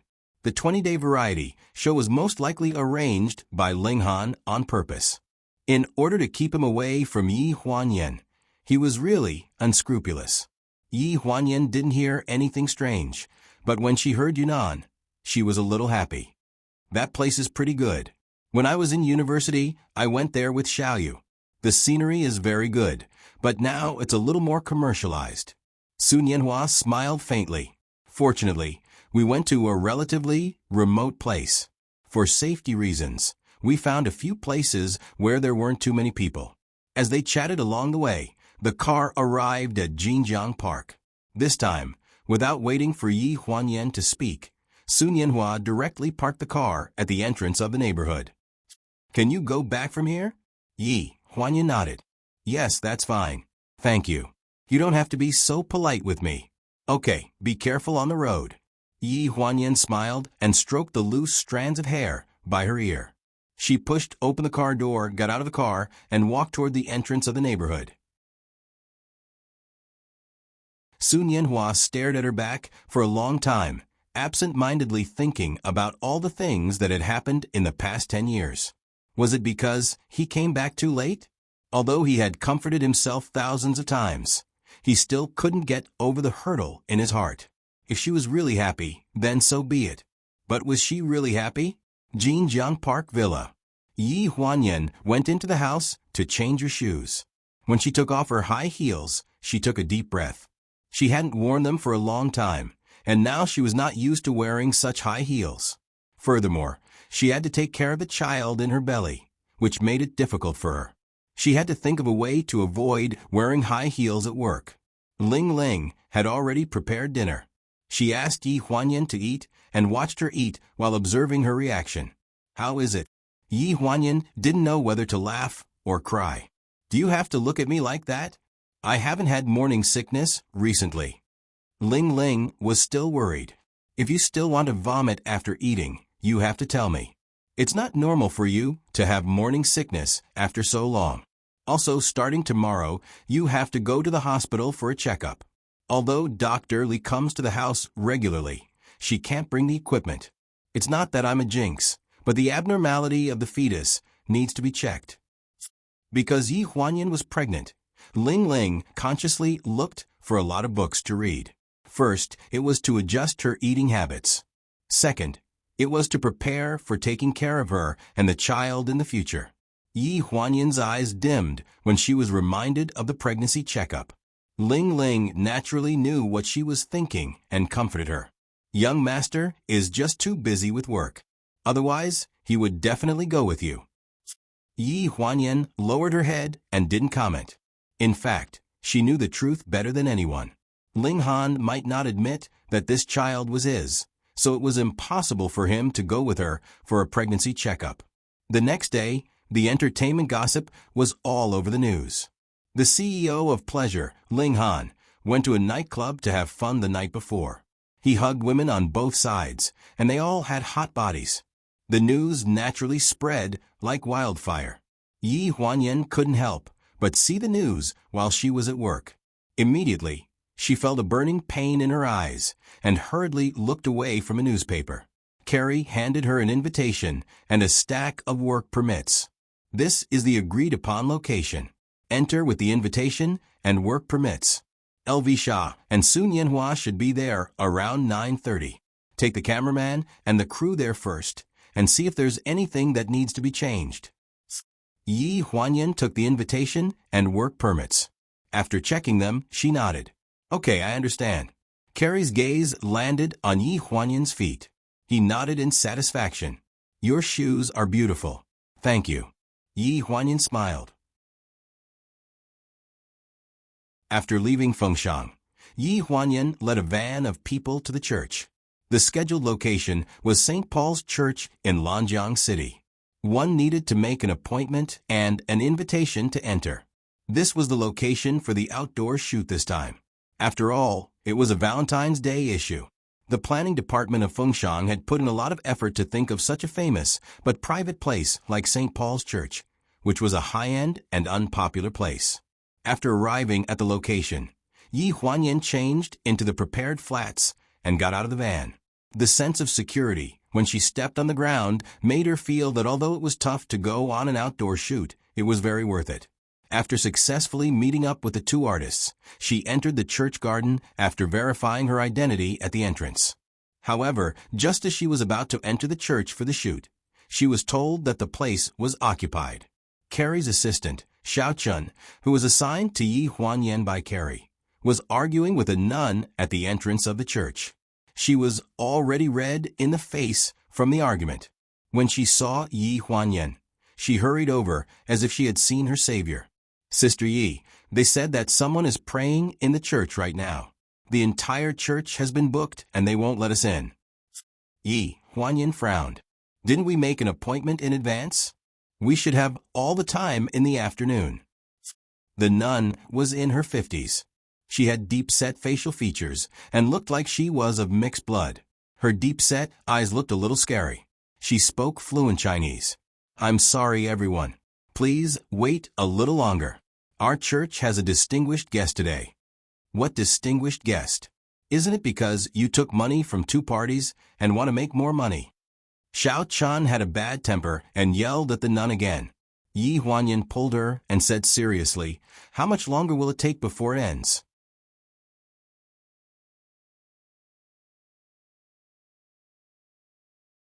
Chapter 233.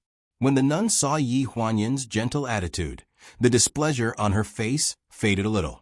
She patiently explained, it won't take too long. You just have to wait for the lady inside to finish praying. She comes every week at this time. I've already explained to your Miss Chen before, but she didn't listen. Hey, you old nun, what are you talking about? We've already agreed on the contract that we can use the church as we wish today. Are you talking about yesterday or tomorrow? I didn't listen. The nun's face darkened. She frowned and looked at Xiao Chun, clearly disgusted with her. Most of the people in Fengshang were swift and decisive. Not many of them had good tempers. Looking at the situation, it was likely that the time had been set, but the people in the church didn't communicate clearly that there would be people praying during that time. This led to the conflict between the two parties. Yi Huanyan didn't want to cause trouble. It was still early, so she only needed to appease Sun Yanhua and L.V. Sha. It wouldn't be a problem to wait for a few minutes. Sun Yanhua naturally didn't have any objections. After the incident with Gu Xinian yesterday, L.V. Sha also didn't have any objections to Yi Huanyan's suggestion to adjust the working time. Their respective managers and assistants placed chairs in the garden and held up umbrellas as they waited for the people inside to finish praying. They waited for half an hour. In the end, even Yi Huanyan started to get anxious. Didn't they say that it would be over soon? Why does one prayer take so long? The nun was still guarding the door. Other than her, there were two men who looked like bodyguards. They stood at the door like door gods, guarding the church like an iron tower. Even a fly couldn't get in. I'll go ask and see. The nun seemed to be puzzled, so she turned and entered the door. Not long after, the nun came out with a troubled expression. How was it? Yi Huanyan asked. The nun hesitated for a few seconds and said embarrassedly, that lady said that she's still waiting for someone. She can leave after praying last night. Before Yi Huanyan could say anything, a scolding voice interrupted. Are you playing with us? Xiao Chun was furious. Do you think it's easy to earn our money? Little Chen. Yi Huanyan was afraid that she would act rashly and quickly pulled her back. She looked at the nun with a sullen expression. You've already wasted our entire morning. Please get that person inside to come out as soon as possible. We really can't wait any longer. The nun frowned, looking like she was in a dilemma. At this moment, a sharp and unkind voice came from within the church. It was extremely harsh to Yi Huanyan's ears. I was wondering who was yelling at the door. What a coincidence. Behind the two bodyguards blocking the door, a tall woman slowly walked out. A pair of wine-red high boots were the first to enter the eyes of the crowd. A short black leather skirt, a new red and black checkered haute couture coat. Exposed thighs between the black leather skirt and the high boots were very fanciful. This very flirtatious outfit made the blood of the men present spurt out of breath. But her coquettish body did not match this church. It was better to say that she came to walk the runway than to pray. The woman's delicate facial features twisted with contempt. Her eyes wandered and finally fell on Yi Huanyan, exuding a faint chill. Secretary, long time no see? Yi Huanyan was willing to believe that this was just a coincidence. Sheng Anren would not be so bored as to deliberately come to this church to oppose her. But since there was such a coincidence, she also believed that Sheng Anren would definitely use this as a pretext to make a fuss. I didn't expect that the person praying here today would be you. Yi Huanyan's tone was a little stiff. The swaggering woman in front of her had framed her again and again. When she saw her, she still looked arrogant.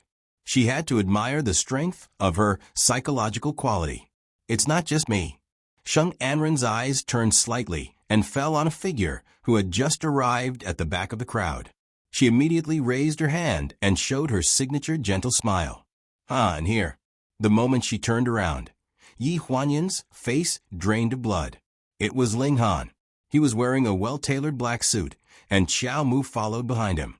The two walked out from the crowd of Fengshan employees. Both of them were over 1.8 meters tall, so they were particularly eye-catching in the crowd. In addition, they had extraordinary bearings, so they attracted everyone's attention. When he saw Yi Huanyan, a slight astonishment flashed through Ling Han's eyes. Sheng Anren had quietly taken his arm. He subconsciously wanted to pull away, but from the corner of his eye, he glanced at Su Nianhua, who was sitting not far behind Yi Huanyan. Thinking of what happened in the garage the previous afternoon, a burst of anger suddenly rose in his heart.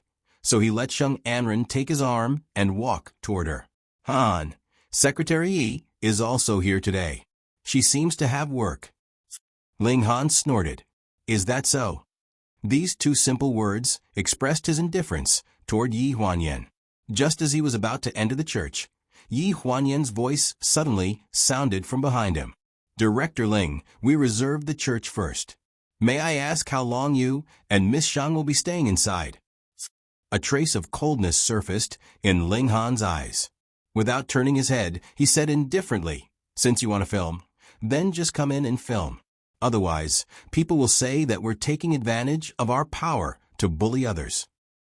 Hearing this, Yi Huanyan was startled for a moment. When she looked up, she saw Sheng Anren throwing her a sharp look, which was quite a warning. Enemies were bound to meet on a narrow road. She had run into them all. Many of the staff members did not know the relationship between them. When they heard Ling Han's words, they boldly carried their equipment and walked into the church. One by one, they all followed. In the end, actually, Yi Huanyan did not say whether she agreed or not. Everyone in the church had already started setting up all kinds of photography equipment and connecting all kinds of wires. When Su Nianhua walked past Yi Huanyan, he hesitantly patted her shoulder. His eyes showed some distress. Can you still continue to work? If you can't, why don't you go back first? I'll call Carrie and ask for a replacement. There shouldn't be any problems here. Yi Huanyan took a deep breath and shook her head. It's fine. Work is work. These are two different things. In the church, the lights were shining. Su Nianhua and LV Sha quickly got into the mood. Today's shoot was a set of casual wedding photos. The two of them did not need to be too intimate. Yesterday's shoot was mainly about sex. Today's shoot was mainly about solemnity and holiness. In the corner of the first row of the church, Ling Han and Sheng Anren sat side by side. They clenched their fists and bowed their heads. With their eyes closed, they were praying. Opposite them stood the priest, mumbling something. Yi Huanyan looked at the backs of the two people, and there was some disappointment in her eyes. She did not know when Ling Han started the habit of praying in the church, but just now, the nun said that he would come almost every week. It had been more than 2 years. Starting about half a year ago, every week at this time, Sheng Anren would also come. The lighting technician adjusted the position of the self-provided strong light on the track, preparing to change the background. When he pulled near Sheng Anren, she suddenly opened her eyes and held Ling Han's arm, revealing a frightened expression. In Yi Huanyan's eyes, it was very glaring.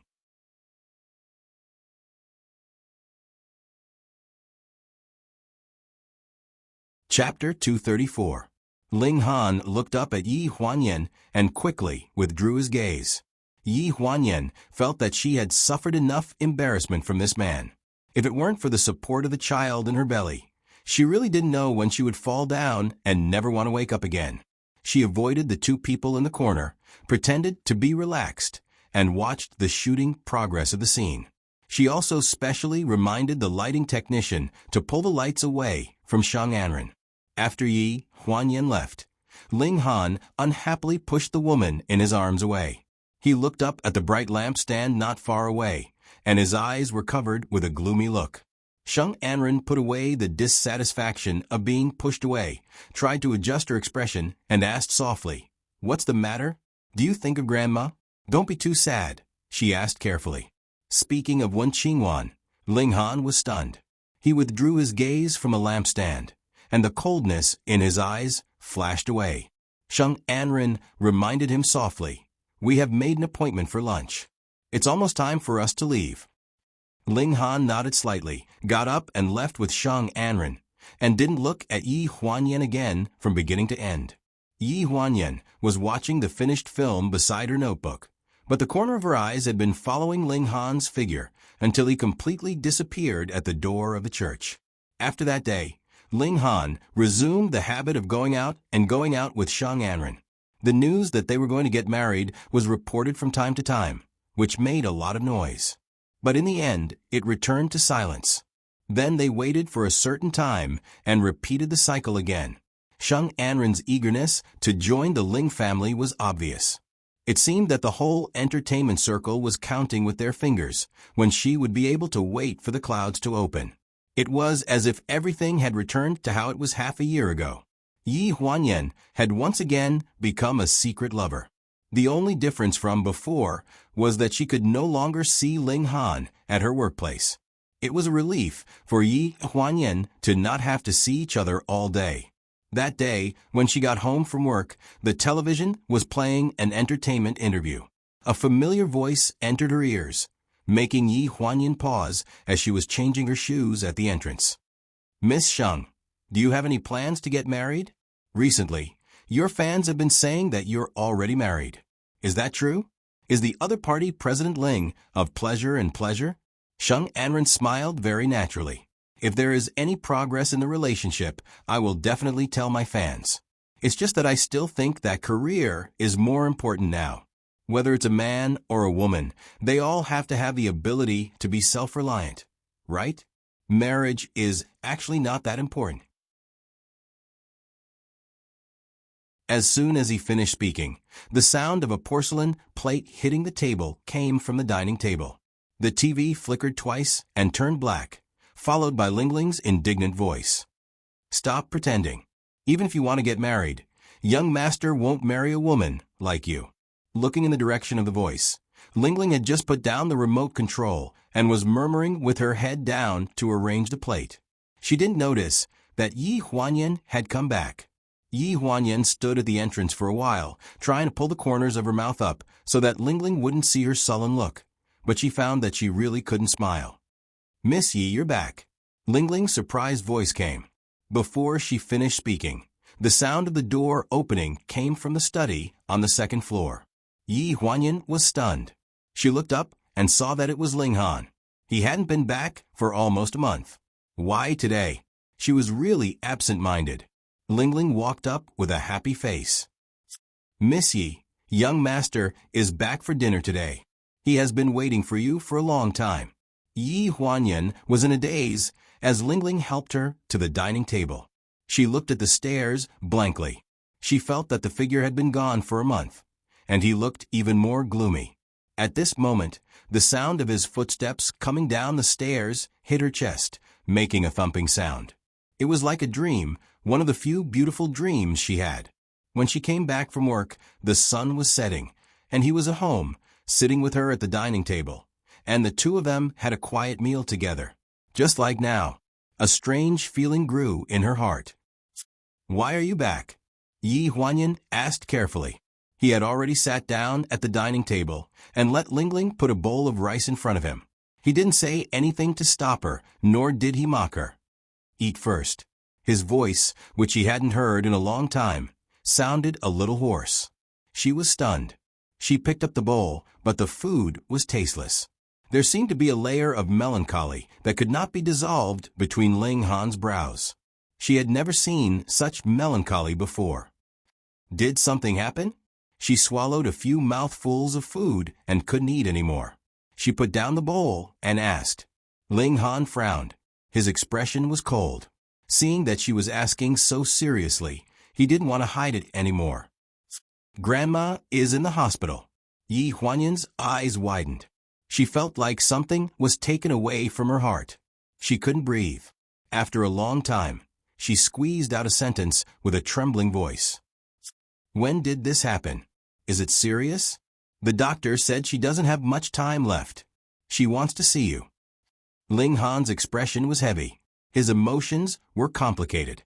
The feeling of being struck by lightning spread through her mind. Yi Huanyan held onto the table. For a moment, she felt like she couldn't breathe. In this world, the only elder who loved her the most was this one and only old lady. Why did old lady? Why? She looked at Ling Han in disbelief. She desperately wanted to hear more from him. Ling Han's gaze was very heavy. It was like a pool of stagnant water without any ripples. When he first heard the news, he also looked at the doctor like this. He thought there was always a way to save his grandmother, even if it meant going bankrupt and losing the entire pleasure company. But there wasn't. The old lady was old. It was time. He felt guilty. All these years, the one who really spent time with the old lady wasn't him, her grandson, but Yi Huanyan. That was why the old lady wanted to see her. Ever since Yi Huanyan went to prison, the old lady was angry with Ling Han. After her qi and blood were blocked, it led to many diseases. A month ago, she fell down in the courtyard and was sent to the intensive care unit. A week ago, the surgery was just finished. But the doctor had already issued several critical notices. The old lady's organs were rapidly aging. According to the doctor, she only had 1 month left. Because he didn't tell the old lady that Yi Huanyan had been released from prison, he didn't allow Yi Huanyan to contact the people in the old mansion. So, after the old lady's surgery, what she said to him was that she wanted to see Yi Huanyan. The old lady's biggest wish in life was to see Ling Han get married and hold a great-grandson as soon as possible. Ling Han felt guilty. This was part of the reason why he avoided Yi Huanyan for the past month. "I'll go now." Yi Huanyan staggered to her feet. She looked a little dazed. Her voice was already sobbing.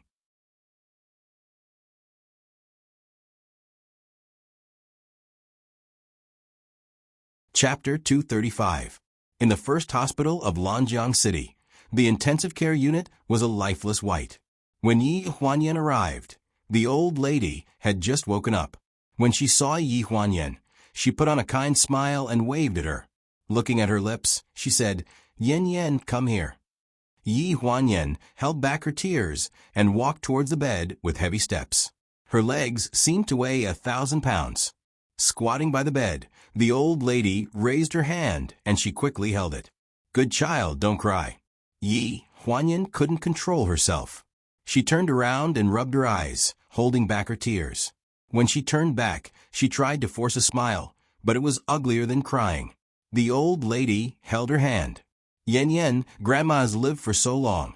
I have seen and enjoyed everything. I have almost no regrets in this life. What is there to be sad about?" Yi Huanyan took a deep breath and choked out, "Grandma, you will definitely get better. When you get better, I will move back to the old mansion to live with you and be with you every day." The old lady didn't reply and smiled lovingly. Then she turned her gaze behind Yi Huanyan and looked straight at him. "Ah Han, you know that Grandma has always had a wish in her heart. I have been waiting for so many years.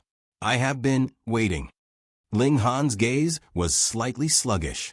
His gaze fell on Yi Huanyan's back.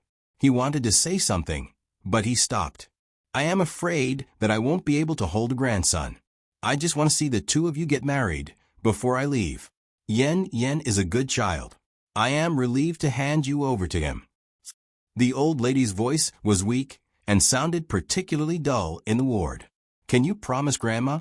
The old lady's hand broke free from Yi Huanyan's and reached out in the direction of Ling Han. Ling Han walked to Yi Huanyan's side and held his grandmother's withered hand. Yi Huanyan retreated to the side and lowered her head to wipe her tears. She gritted her teeth and refused to make a sound. She knew that her grandmother didn't like to hear her cry. Besides, it wasn't time to cry yet. She just felt uncomfortable, as if her internal organs had shifted. Her chest felt stuffy and painful. She heard her grandmother's words, but she didn't know how to respond. Ling Han didn't want to marry her. She had already thought it through. According to Ling Han's temperament, Even if the old lady forced him now, he wouldn't agree. Ling Han leaned over beside his grandmother and held her hand tightly as he spoke hesitantly. "Grandma, about the wedding. Your father passed away too early." The old lady interrupted Ling Han's words as if she was talking to the air. Her eyes were a little unfocused, and she coughed twice. Her breathing was shallow. "Otherwise, I would have done whatever you wanted to do. But once I leave, there's no one by your side who can make me feel assured. Han, how can I feel at ease?" Yi Huanyan's hands were clenched so tightly that her nails were almost embedded in her palms. She couldn't speak. She wanted to say, "Grandma, don't worry, I'll be by his side." But what right did she have to say such words? "Grandma, I'll go and get the marriage certificate with Yen Yen tomorrow." A deep voice rang out in the ward. It was as if a gust of wind had blown away the haze in the ward. The old lady's unfocused eyes finally refocused. She looked at Ling Han with joy, and even her voice had a bit of vitality. "What did you say?" "I'll go and get the marriage certificate with Yen Yen tomorrow. Grandma, Yen Yen is already pregnant. You still have to hold your great-grandson. You must get better." Sentence after sentence, Yi Huanyan was caught off guard. The old lady had already turned her gaze to her lower abdomen. Seeing that her lower abdomen was slightly bulging, she almost cried with joy. "Is it true? Is this true?" Ling Han looked up and looked at Yi Huanyan meaningfully. He took her hand and then put his arm around her shoulders. "It's true. But I haven't had time to tell you that you've been sick for more than 4 months. Good, good." The old lady's eyes were full of gratification. She put their hands together and held them tightly. "Good child. If I can see my great-grandson, even if I die, I can die in peace." Out of the intensive care unit, Yi Huanyan followed behind Ling Han. Her eyes were red. After entering the elevator, Ling Han handed her a tissue and said hesitantly, "About the marriage." Yi Huanyan took the tissue.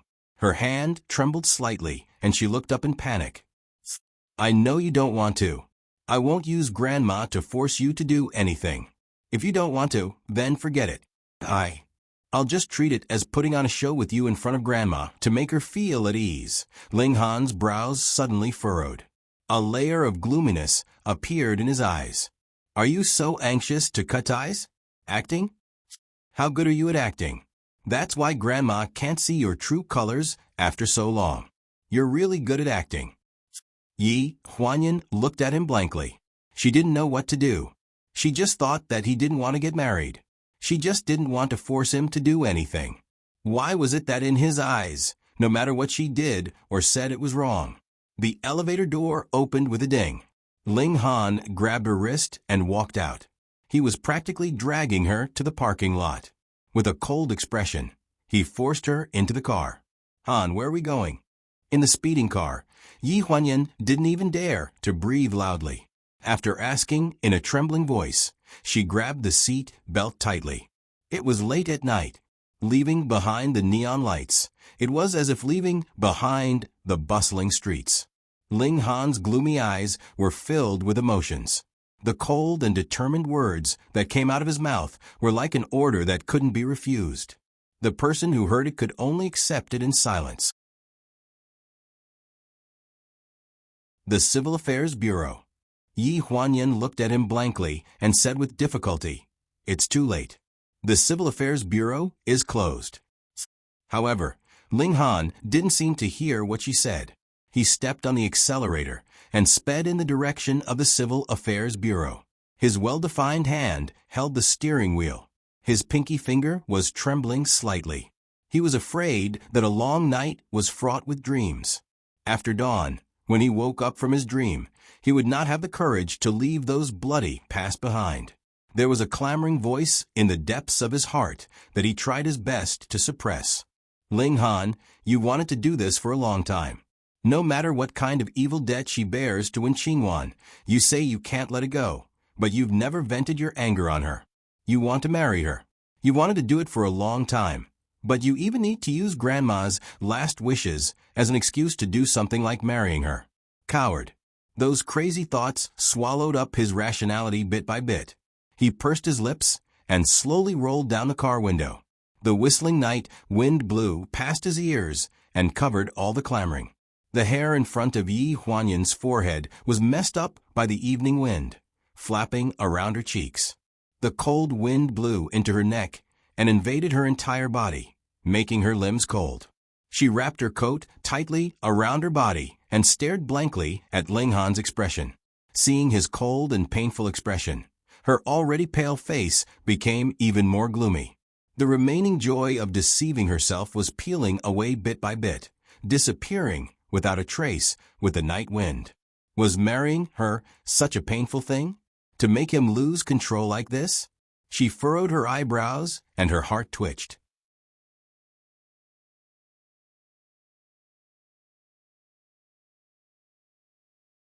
Chapter 236. Soon after the car got off the viaduct, they headed towards the Civil Affairs Bureau in the city center. It was already 3 o'clock in the morning, and the streets were empty except for a few trucks passing by. The bustle was gone, leaving the city in solitude.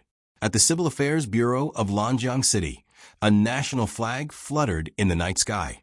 Ling Han drove the car into the spacious parking lot in front of the Civil Affairs Bureau. His seat belt clicked and was unbuckled. He held the steering wheel and was silent for a long time. Yi Huanyan clutched the seat belt and panted with lingering fear. Just now, when Ling Han had lost his mind and sped along the way, when he brushed past a few large trucks, the strong suction force had almost pulled their car into the ground several times. The feeling of the wheels floating still lingered in his heart. It was not yet dawn, and the parking lot was deserted. Only a white car was parked in the southeast corner facing them. The security guard came over to ask about the situation. When he heard that they were waiting to get a certificate, he widened his eyes in surprise. "It opens at 7:30. You came so early. Are you planning to wait until dawn?" Ling Han did not speak.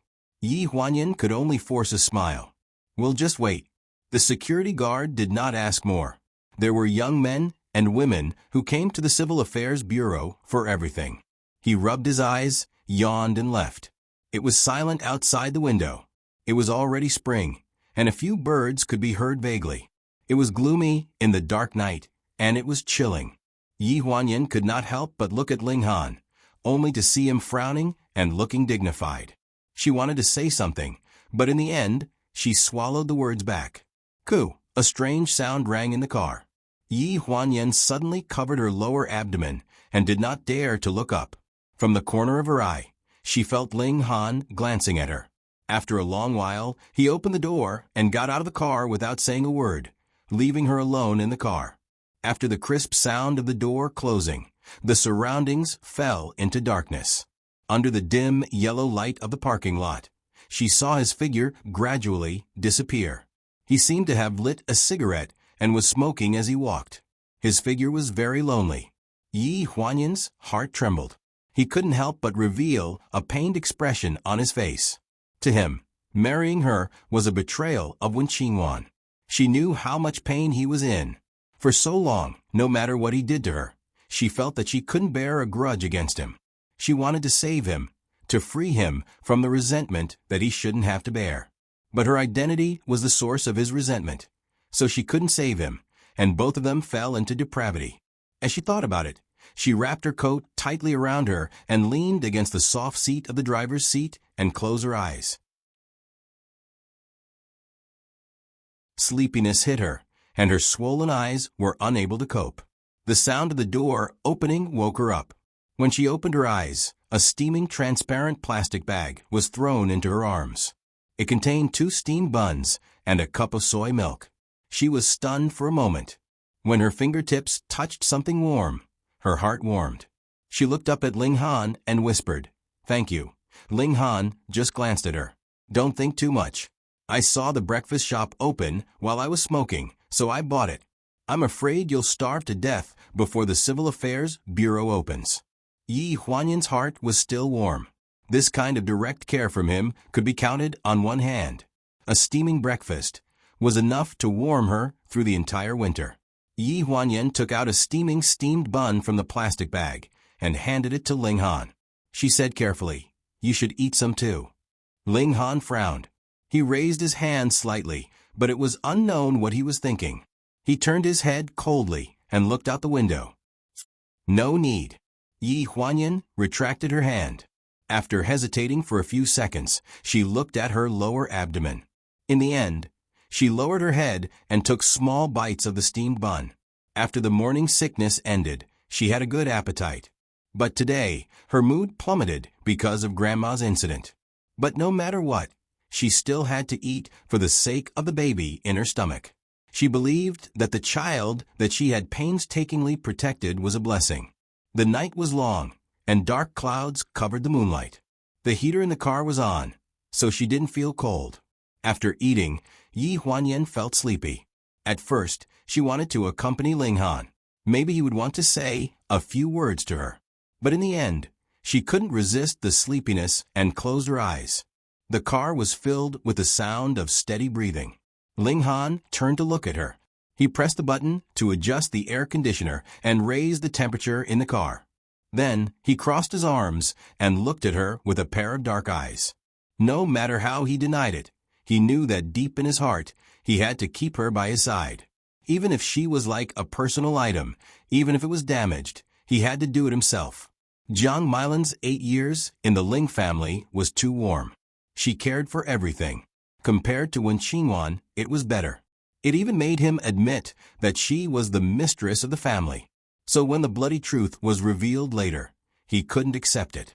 Such a warm-looking woman had done such a vicious thing to his mother. Then, could it be that Yi Huanyan, a woman who had the same blood as her, was the same? The more he looked at Yi Huanyan's innocent smile, the more he suspected that under that innocent and harmless appearance, there was a vicious and rotten heart. He was eager to verify it, but he was afraid of the truth, no matter what kind of truth it was. It had been a year. While torturing her, he had never been at peace. Lanjiang City's Civil Affairs Bureau opened at 7:30 a.m. and welcomed the first couple to get their marriage certificate. The people in the office had just started working. When they were changing in the lounge, they heard their colleagues say that the two of them had been waiting at the door all night. They even took it as a joke and spread it around the office. Young people nowadays were really hot-blooded. They got along with each other. Two people come closer and smile. Yi Huanyan was standing beside Ling Han. When she heard this, she was slightly stunned. Her footsteps could only be seen with a magnifying glass. The photographer helplessly put down the camera and frowned at this strange couple. One had a cold face and the other had a bulging belly. She should have been pregnant for a long time. If they were supposed to be happy, they were at a loss. If people didn't know better, they would think that the two of them were forced to get married by a knife to their necks. You too smile. It doesn't look good with such a straight face. Yi Huanyan was at a loss. Suddenly, her wrist was grabbed. She was taken a small step to the side by a force. Her shoulder leaned against Ling Han's arm. She looked up in surprise, but saw that Ling Han was still looking at the camera with a cold expression. It was as if he was talking to the air. His voice was very low, but Yi Huanyan heard it clearly. Don't you know how to act? Don't you know how to smile? People who don't know better will think that it's a funeral. Yi Huanyan's heart skipped a beat. When she looked up again, she tried to force a smile at the camera, revealing a somewhat bitter smile.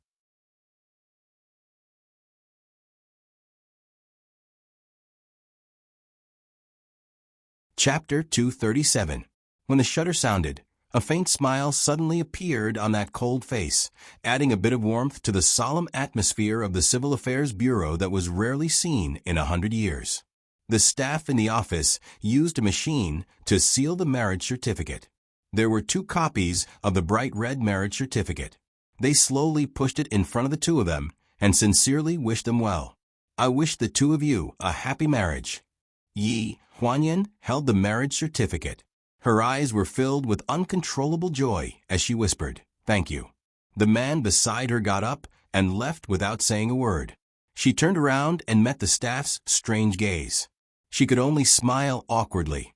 holding the two marriage certificates. She quickly turned around and chased after him. Yi Huanyan originally thought that they were going to the hospital, but when they were about to reach Jinjiang Court, she realized that was not the way to the hospital. She asked hesitantly, "Aren't we going to the hospital?" Ling Han looked straight ahead. His hands were on the steering wheel as he sped up. "It's fine if you don't want to rest. Do you think Grandma can take the same torture as you?" Seeing Yi Huanyan's stiff expression, he suddenly felt a little stuffy in his chest. He said in a low voice, "The hospital called and said that Grandma fell asleep after we left. She hasn't woken up yet and asked us to go in the afternoon." At the mention of Grandma, Yi Huanyan's eyes were filled with deep worry again. Ling Han had a strange feeling in his heart. Yi Huanyan was probably the only one in the world who could empathize with him when it came to Grandma's hospitalization. Although he was unwilling to admit it, Yi Huanyan was indeed the only one who was in the same situation as him. In other words, Yi Huanyan's pain was worse than his, because other than Grandma, she had no other family in this world. He still had Wen Qingwan's family. Although they had not been in contact with each other often, Grandpa and Grandma were still alive. The Wen family was a big family with many family members and many cousins. Therefore, Yi Huanyan should be sad. Once Grandma was gone, she would no longer have an umbrella to protect her.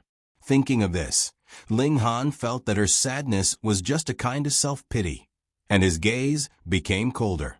In the Jinjiang Park Villa, after Ling Ling had sent the household registration booklet and identification cards to the Civil Affairs Bureau overnight, she had expected them to come back in the morning.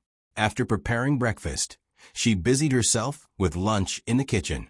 Ling Ling was sad that the old lady was sick, but when she found out that Yi Huanyan and Ling Han had gotten married, she was really happy for Yi Huanyan. Ling Ling was a traditional woman, so she naturally thought that the biggest promise a man could make to a woman was to give her a marriage contract. After returning home, Yi Huanyan forced herself to eat 2 mouthfuls of breakfast before going upstairs to rest. Not long after she climbed into bed, she heard the sound of the next door opening. She guessed that Ling Han had also gone upstairs after eating. Her heart tightened. She didn't know what she was expecting and what she was afraid of. She stared at the revolving door between the 2 rooms absent-mindedly for a while. Finally, she was sure that it would not move. Then she slowly closed her eyes. Her black hair spread on the pillow, and she fell asleep soon. Recently, she had been sleepy and couldn't do enough work. Fortunately, Ji Xiaoya came back from a business trip and took over her work. Su Mang simply let her go home to rest. Ji Xiaoya still didn't know that she was pregnant. After coming back, she was busy with work. She only talked with Su Nianhua twice on the phone.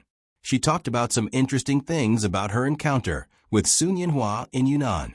In the 2/3 of the master bedroom that was separated by a wall, a flickering flame flickered on a lighter. A tall and straight figure stood in front of the window. There was a freshly lit cigarette between his slender middle finger and index finger. The cigarette but glowed with orange light, and the smoke curled up. On the bedside table was the marriage certificate. The cover was red, which was very eye-catching. Next to the bedside table was a safe. The door was open, revealing a diary with a broken corner and a craft paper bag containing the bloody truth of many years ago. After smoking a cigarette, he turned around and slowly squatted down in front of the safe. He took out the craft paper bag. After unsealing it, he frowned and looked at it for a while. In the end, he didn't take out the things that he had already memorized by heart. In the dark night, there was a crackling sound, and the flame jumped. The craft paper bag finally began to burn from the corner in the flame of the lighter. The flame spread quickly. Ling Han loosened his hand, and the burning craft paper bag fell into a huge iron box in front of the bed. With a muffled bang, the flame jumped violently twice and burned more and more fiercely. His bony fingers touched the faded diary, rubbed it twice, and then threw it into the brazier. The light of the fire shone on his face, making him look incomparably gentle and warm, but his eyes were cold and could not be melted. People will always struggle to do things that deceive themselves and others. There are many things in this world that you can't get rid of just by trying to do them. In the hospital, the old lady was overjoyed when she saw the marriage certificate of Ling Han and Yi Huanyan. Her pale face had a rare bit of red. She held the two people's hands and said good things. Finally, I can see you two get married. I have no regrets. The old lady smiled until her wrinkles were squeezed together. From the moment she entered the door, Yi Huanyan tried to smile. She used all her strength to make herself look more festive. She was combing her grandmother's hair and preparing to take her out of the hospital. The notice of critical illness had been issued many times. Everyone knew that if the operation continued, it would only increase the old lady's pain. The old lady didn't want to, and the doctor also suggested that it was better to let her live according to her wishes. The old lady wanted to stay at home. The hospital is too quiet. I don't like it. The old lady pouted and looked dissatisfied. Look at this quilt. There's no color at all. You just got married. I have to go back and help you with the wedding. Yi Huanyan's combing action froze slightly. She subconsciously looked up at Ling Han's face. He looked as usual and was talking to the doctor. Aunt Zhang said something to him. He nodded, then turned and walked toward the old lady with gentle eyes. Grandma, everything is packed. During this time, Yan and I will go back to the old house to accompany you. The old lady looked up at him and said with a smile, You have your career. Go to work. Don't bother to take care of me. I have Aunt Zhang and Yan. I feel much better now.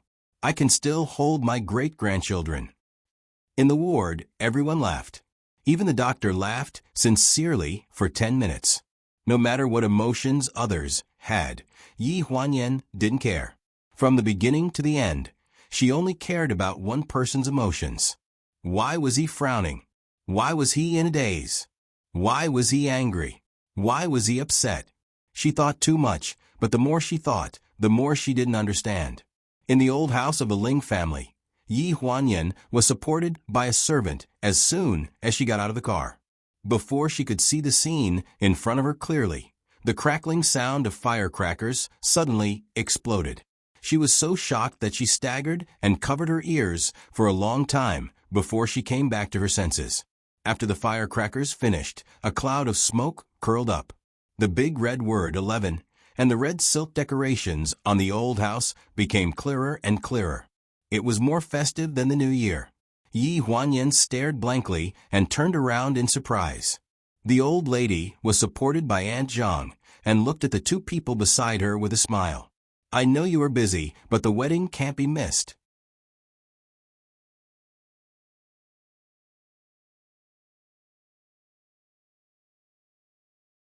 Chapter 238. There were many children at the door, attracted by the sound of the firecrackers. Aunt Zhang seemed to have been prepared. She handed out wedding candies, and everyone was playing happily. Yi Huanyan was a little dazed. For a moment, she thought that this was really a carefully prepared wedding, and she was just waiting for her husband to hold her hand and officially bring her into this old house that she was already very familiar with. Ling Han's voice came from beside her. Grandma, let me help you back to the house first. There's too much smoke here. You just need to hold Yan. I have Aunt Zhang. Old Madame Fu pushed him and gave him a look. Yi Huanyan held the hem of her coat until her palms felt warm. He really walked over and held her hand, pulling her to stand side by side. He looked at old Madame Fu and the crowd with a gentle smile. A child, about 12 or 13 years old, asked loudly with candy in his mouth, Is this a wedding? Who's the bride? Aunt Zhang pointed at Yi Huanyan and said with a smile, Little you, what's wrong with your eyes? Isn't this the bride? The little boy, who was called Little you, looked at Yi Huanyan and said in surprise, Wow, is the bride pregnant with a baby? Of course. After getting confirmation, the child looked at Yi Huanyan and Ling Han for a while, and his eyes narrowed into two slits. The bride is so beautiful. The baby will be very beautiful in the future. This child has such a sweet mouth. Give this child a red packet. Old Madame Fu smiled and leaned on Aunt Zhang, overjoyed. Seeing that little Yu got a red packet for saying auspicious words, 4 or 5 children looked at each other and swarmed up. They surrounded Ling Han and Yi Huanyan and exploded like a swarm of bees. They kept saying things like, 100 years of bliss, have a child soon, and grow old together. They even said, good luck. Ling Han was stunned in the crowd. At first, he was a little annoyed, but because they were all teenagers, he didn't want to lose his temper. Instead, he seemed to be at a loss. Yi Huanyan saw that Ling Han didn't make things difficult for her, and the children were very cute. When she thought of the baby in her stomach, her pale face was immediately dyed with a hint of red. After getting out of the car, there was a rare joy at the entrance. How nice! Old Madame Fu stood on the steps and looked at the couple not far away.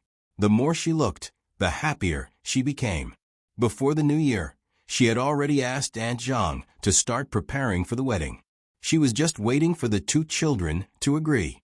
At most, it would take half a month for the wedding to be completed.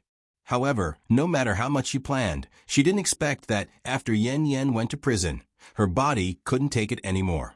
This wedding could only go through a simple ceremony now. After entering the door of the Ling family, it was equivalent to the Ling family acknowledging Yi Huanyan's status as the daughter-in-law of the Ling family. Aunt Zhang led Yi Huanyan back to the room to change. When they came back, she was completely dressed as a Chinese bride. Her beautiful black hair was coiled up with gold ornaments inlaid with coral beads, and a pair of jade earrings dangled from her earlobes.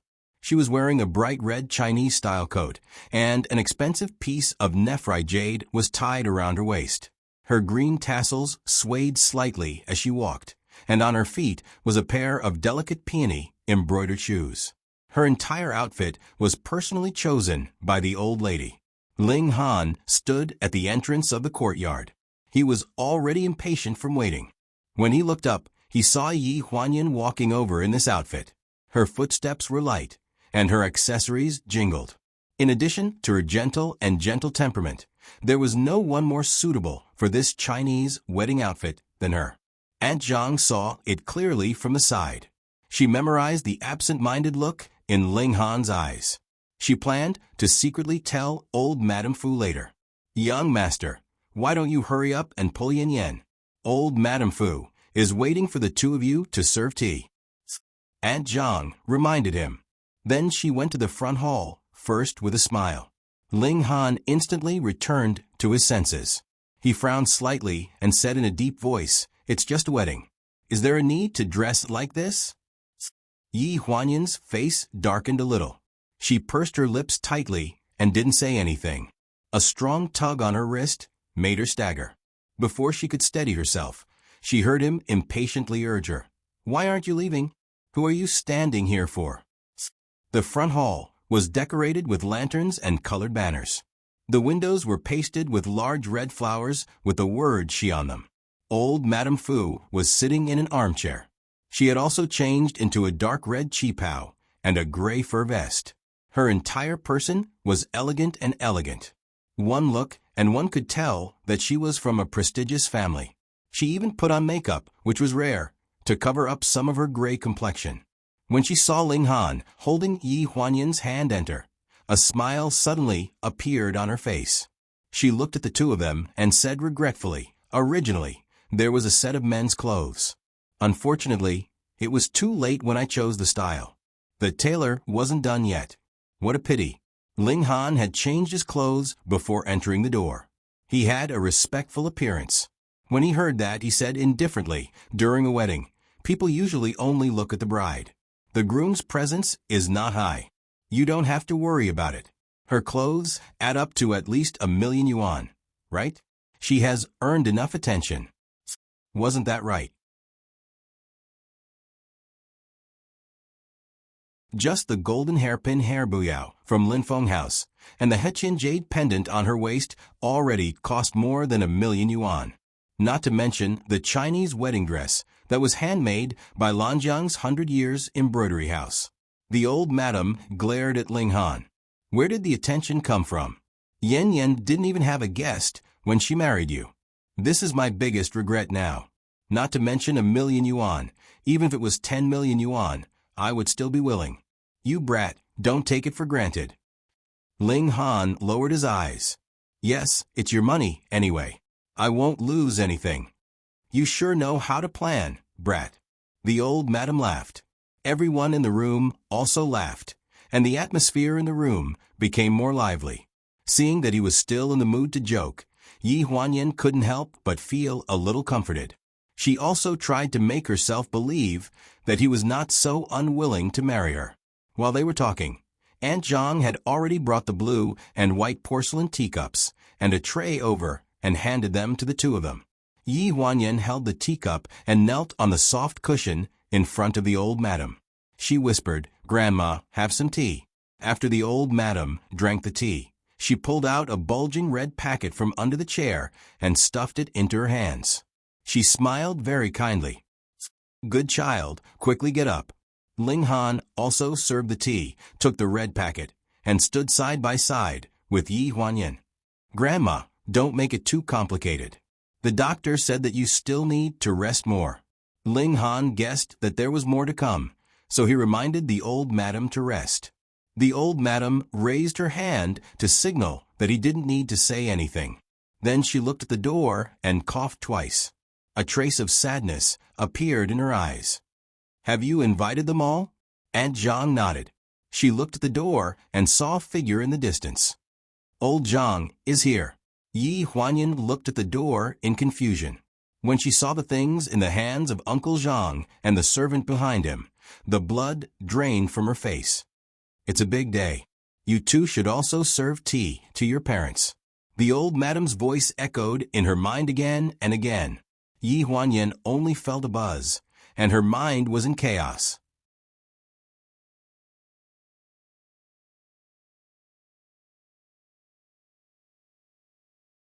Chapter 239. The Ling family had been a prominent family for hundreds of years. Although they were buried in the cemetery after death, they still followed the rules of the ancestral hall. They had to set up a memorial tablet in the ancestral hall to worship incense. Uncle Zhang was holding Ling Dongming and Wen Qingwan's memorial tablets in his hands. Wen Qingwan was Ling Dongming's first wife, so she was naturally buried in the ancestral hall after death. Jiang Milan was a second wife, so she didn't have the right to enter the ancestral hall. There weren't many people in society who cared about this now. People were already dead, so who would care about whether or not they could enter the ancestral hall? Yi Huanyan vaguely understood the old lady's intentions.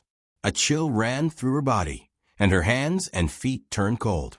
Aunt Zhang pulled her to the center of the hall. She looked at Ling Han in panic. She could clearly feel that the emotions he tried so hard to control were collapsing bit by bit. When Ling Dongming's memorial tablet stood side by side with Wen Qingwan, the docility he tried so hard to show finally disappeared completely.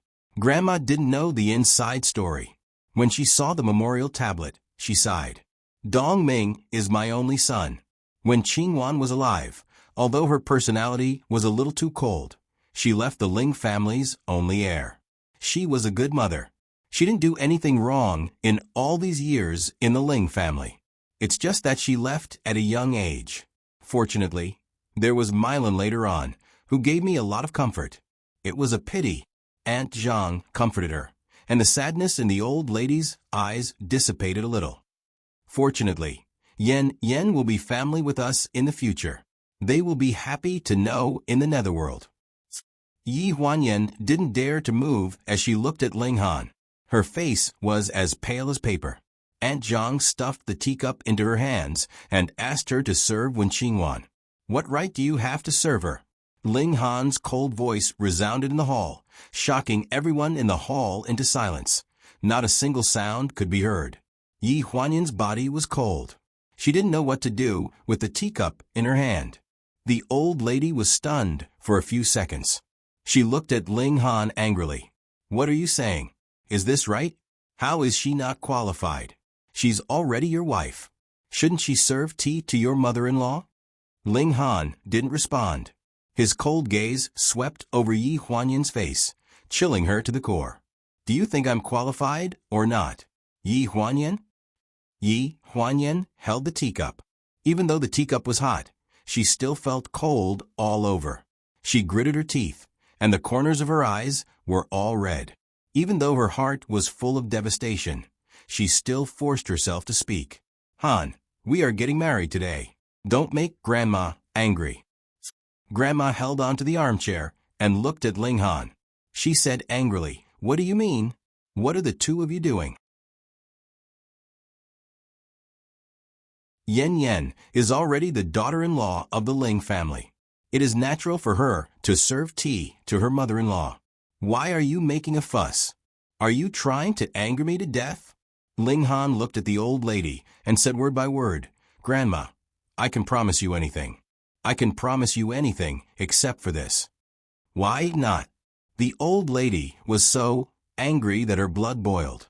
She gripped the armchair so hard that her knuckles turned white. The atmosphere was tense. Everyone looked at each other. Ling Han didn't seem to have any intention of backing down. Yi Huanyan almost bit through her lips. Seeing that the old lady was already trembling with anger, she was afraid that something would happen again. She made up her mind, bent her knees, and knelt in front of Wen Qingwan's memorial tablet. She held up the teacup and said loudly, Mother, your daughter-in-law, Yi Huanyan, is here to serve you tea. The hall was silent. A few seconds later, Aunt Zhang rushed forward to take the teacup and put it in front of Wen Qingwan's memorial tablet. At this moment, the old lady finally smiled. She stood up and helped Yi Huanyan up. Good child, that's right. Yi Huanyan slowly raised her head and looked stiffly behind the old lady.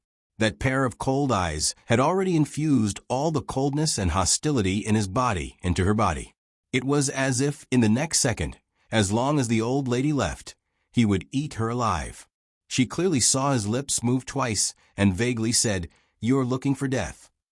The dragon and phoenix candles were burning brightly.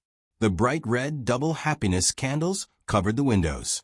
Yi Huanyan was escorted into Ling Han's room by the servants. The old lady only stood at the door for a while before she was helped away by Aunt Zhang because she wasn't feeling well. Only a maid named Mei was left to lead the servants to complete the rest of the ceremony. Once the old lady left, Mei smiled and brought 2 small wine glasses to the table. She smiled and said, The newlyweds should drink cross-cupped wine. Yi Huanyan was about to reach out to take it. A clear and sharp shattering sound rang in the room, accompanied by the servants' cries. The 2 delicate glasses fell to the floor. One of them had a corner broken and rolled to the door. Get lost. Ling Han raised his head and looked at the frightened Mei. His face was cold and indifferent. Mei froze in place, not daring to move. Yi Huanyan had expected this and said softly, You should go back first. It's too late. You should rest. Even the stupidest person would know that it was not a good time to stay. The servants scattered like birds and beasts, leaving Mei standing in the yard for a while after closing the door. She heard a clear growl from her room. Yi Huanyan, what right do you have to kneel before my mother? What right do you have? She could hear the sound of a woman struggling. Cough, cough. It was as if someone was strangling her neck. She wanted to scream, but couldn't. Mei's expression changed, and she hurriedly ran out of the yard. The red candles were shining brightly, but the room was in a mess. The decorations on the table, such as dates and longans, were all smashed to the ground. Ling Han grabbed Yi Huanyan's neck with both hands and pressed her against the wall. His eyes were full of fierceness. You got what you wanted? Yi Huanyan? You finally got what you wanted? Are you very proud of yourself? Yi Huanyan only felt that her eyes were flickering. Her hands hit his arms and chest helplessly, trying to escape from his shackles. Cough, cough. You got the position of Mrs. Ling, yes, but I'm warning you. You have nothing but this title. Except for the people in this house, no one will know that you are married to me. You cough, cough. You and the bastard in your belly will always be shameful things. You will never be able to change your situation. His low roar reverberated in the room and repeated in Yi Huanyan's muddle-headed mind. Bastard. He still didn't believe that the child was his. Sparkling and translucent tears flowed from the corners of Yi Huanyan's eyes. She looked at Ling Han with a gaze of despair, without the slightest bit of expectation. What bastard are you talking about? The sudden sound of the door opening was accompanied by a questioning voice with an unstable aura. Yi Huanyan only felt that her neck was light. She slid down the wall to the floor. She looked up blankly. When she saw who it was, she murmured in a hoarse voice, "Grandma." The figure in front of her swayed. She only saw the old and tottering figure standing at the door for a few seconds and then fall to the ground. Old madam. Old madam. The scene was chaotic.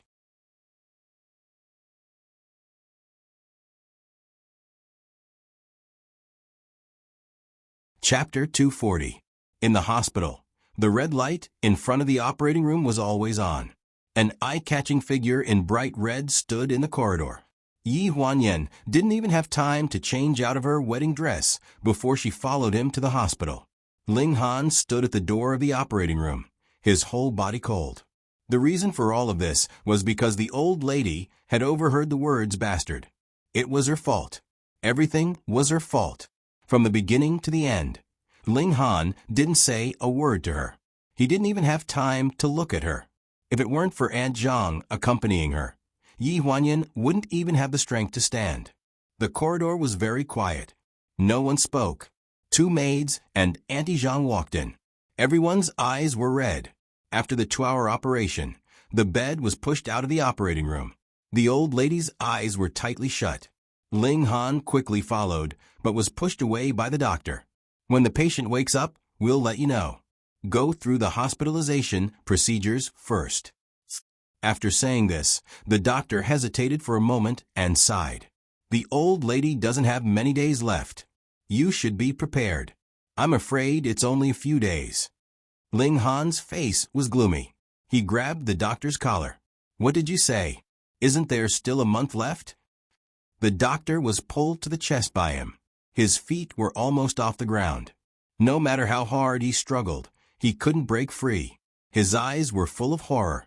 Seeing this, the nurse on the side hurriedly ran to call security. Yi Huanyan staggered forward and grabbed Ling Han's hand. Han, listen to the doctor. You can't blame the hospital. A strong force swept across her cheek. Amidst Aunt Zhang's scream, Yi Huanyan was swept away by Ling Han. She fell to the ground and held her stomach in pain, unable to speak. If you can't blame the hospital, then who can you blame? Blame me or blame you. His low roar echoed throughout the corridor. Yi Huanyan slowly raised her head and looked at him with tears in her eyes. His expression was cold as he took 2 steps closer to her and said condescendingly, Yi Huanyan, knowing you was the worst mistake I've ever made in my life. These words echoed in the corridor over and over again. Yi Huanyan stared blankly at his back as he left resolutely. The blood drained from her face little by little. She originally thought that the damage he had done to her was enough to numb her, but when he denied all the memories between them, it turned out that her heart still hurt. At dawn, news finally came from the ICU that the old lady had woken up. Ling Han stood at the door of the room. Just as he was about to enter, he was stopped by a nurse. Which one of you is Yi Huanyan? She was dressed in a bright red wedding robe, and the jade bracelets on it jingled. When she walked to the door of the ward, Ling Han suddenly grabbed her wrist. Yi Huanyan turned around in surprise and stared into a pair of cold eyes. His entire body stiffened. Think clearly about what you should say and what you shouldn't say. There was a trace of pain in her eyes. What did he think she would say? I don't care who this child is. He's mine now. Do you understand? From the moment she had this child, she had always hoped that he would be willing to acknowledge this child and be willing to believe her. But when he finally said that this child was his, he had no choice but to do so. He gritted his teeth and looked unwilling but helpless. It was as if he had used a lot of pain to convince himself to endure this. Her eyes were red. There were too many things she wanted to say to explain, but she didn't know where to start. In the end, she changed to a silent attitude and moved her heavy body into the ward. It was a race against time. She couldn't argue with him at this juncture. Grandma. In front of the hospital bed, Yi Huanyin choked up and couldn't speak. The old lady was already on the ventilator and couldn't speak clearly. Yi Huanyin had no choice but to move closer to her mouth. She could only hear her weak and old voice coming intermittently from the oxygen mask. Yen, you, the child in your stomach, is it a Hans? Don't lie to Grandma. Yi Huanyin's face stiffened. Tears welled up in her eyes, and she choked. Grandma, even you don't believe me? The old lady held her hand and said with difficulty, Good child, tell Grandma the truth. Grandma won't force you to get married. You and Ahan both have your own happiness. At this point, Yi Huanyin finally couldn't hold back her tears. Drops of tears fell on the back of the old lady's withered hand. She said with a sobbing tone, Grandma, believe me, I only love him from the beginning to the end. How can the child in my belly not be his? Grandma. The old lady blinked weakly and held Yi Huanyin's hand tightly. She tried a few times, but in the end, she still couldn't speak. The nurse watched from the side through the protective glass and hurried into the ward. Okay, the patient should rest. Family members, please leave first. We'll call you again after a period of observation. Yi Huanyin staggered out of the ward. She held onto the wall outside the ward and cried until she was out of breath. In the ward, the old lady looked in her direction and opened her mouth. But before the people outside could see her lips, the dense fog had covered the oxygen mask, and they couldn't see what she was going to say. Aunt Zhang suddenly choked up. She wiped her tears with a handkerchief and helped Yi Huanyin to sit down. Miss Yan, don't be sad. It's not that the old lady doesn't believe you. Yi Huanyin sobbed and looked up. Her eyes were full of disappointment. Aunt Zhang, but Grandma asked me about the child, and said that she shouldn't have forced us to get married. She's disappointed in me. Aunt Zhang sighed and wiped her tears. She said seriously, the old lady probably saw that you and young master don't get along well. She couldn't help but think of Sir and young master's mother. It has nothing to do with you and young master. Yi Huanyin looked at Aunt Zhang in a daze. Uncle Ling and Auntie? Auntie Zhang nodded. Old Madam probably didn't mention it before. Back then, Sir wasn't very willing to marry Madam.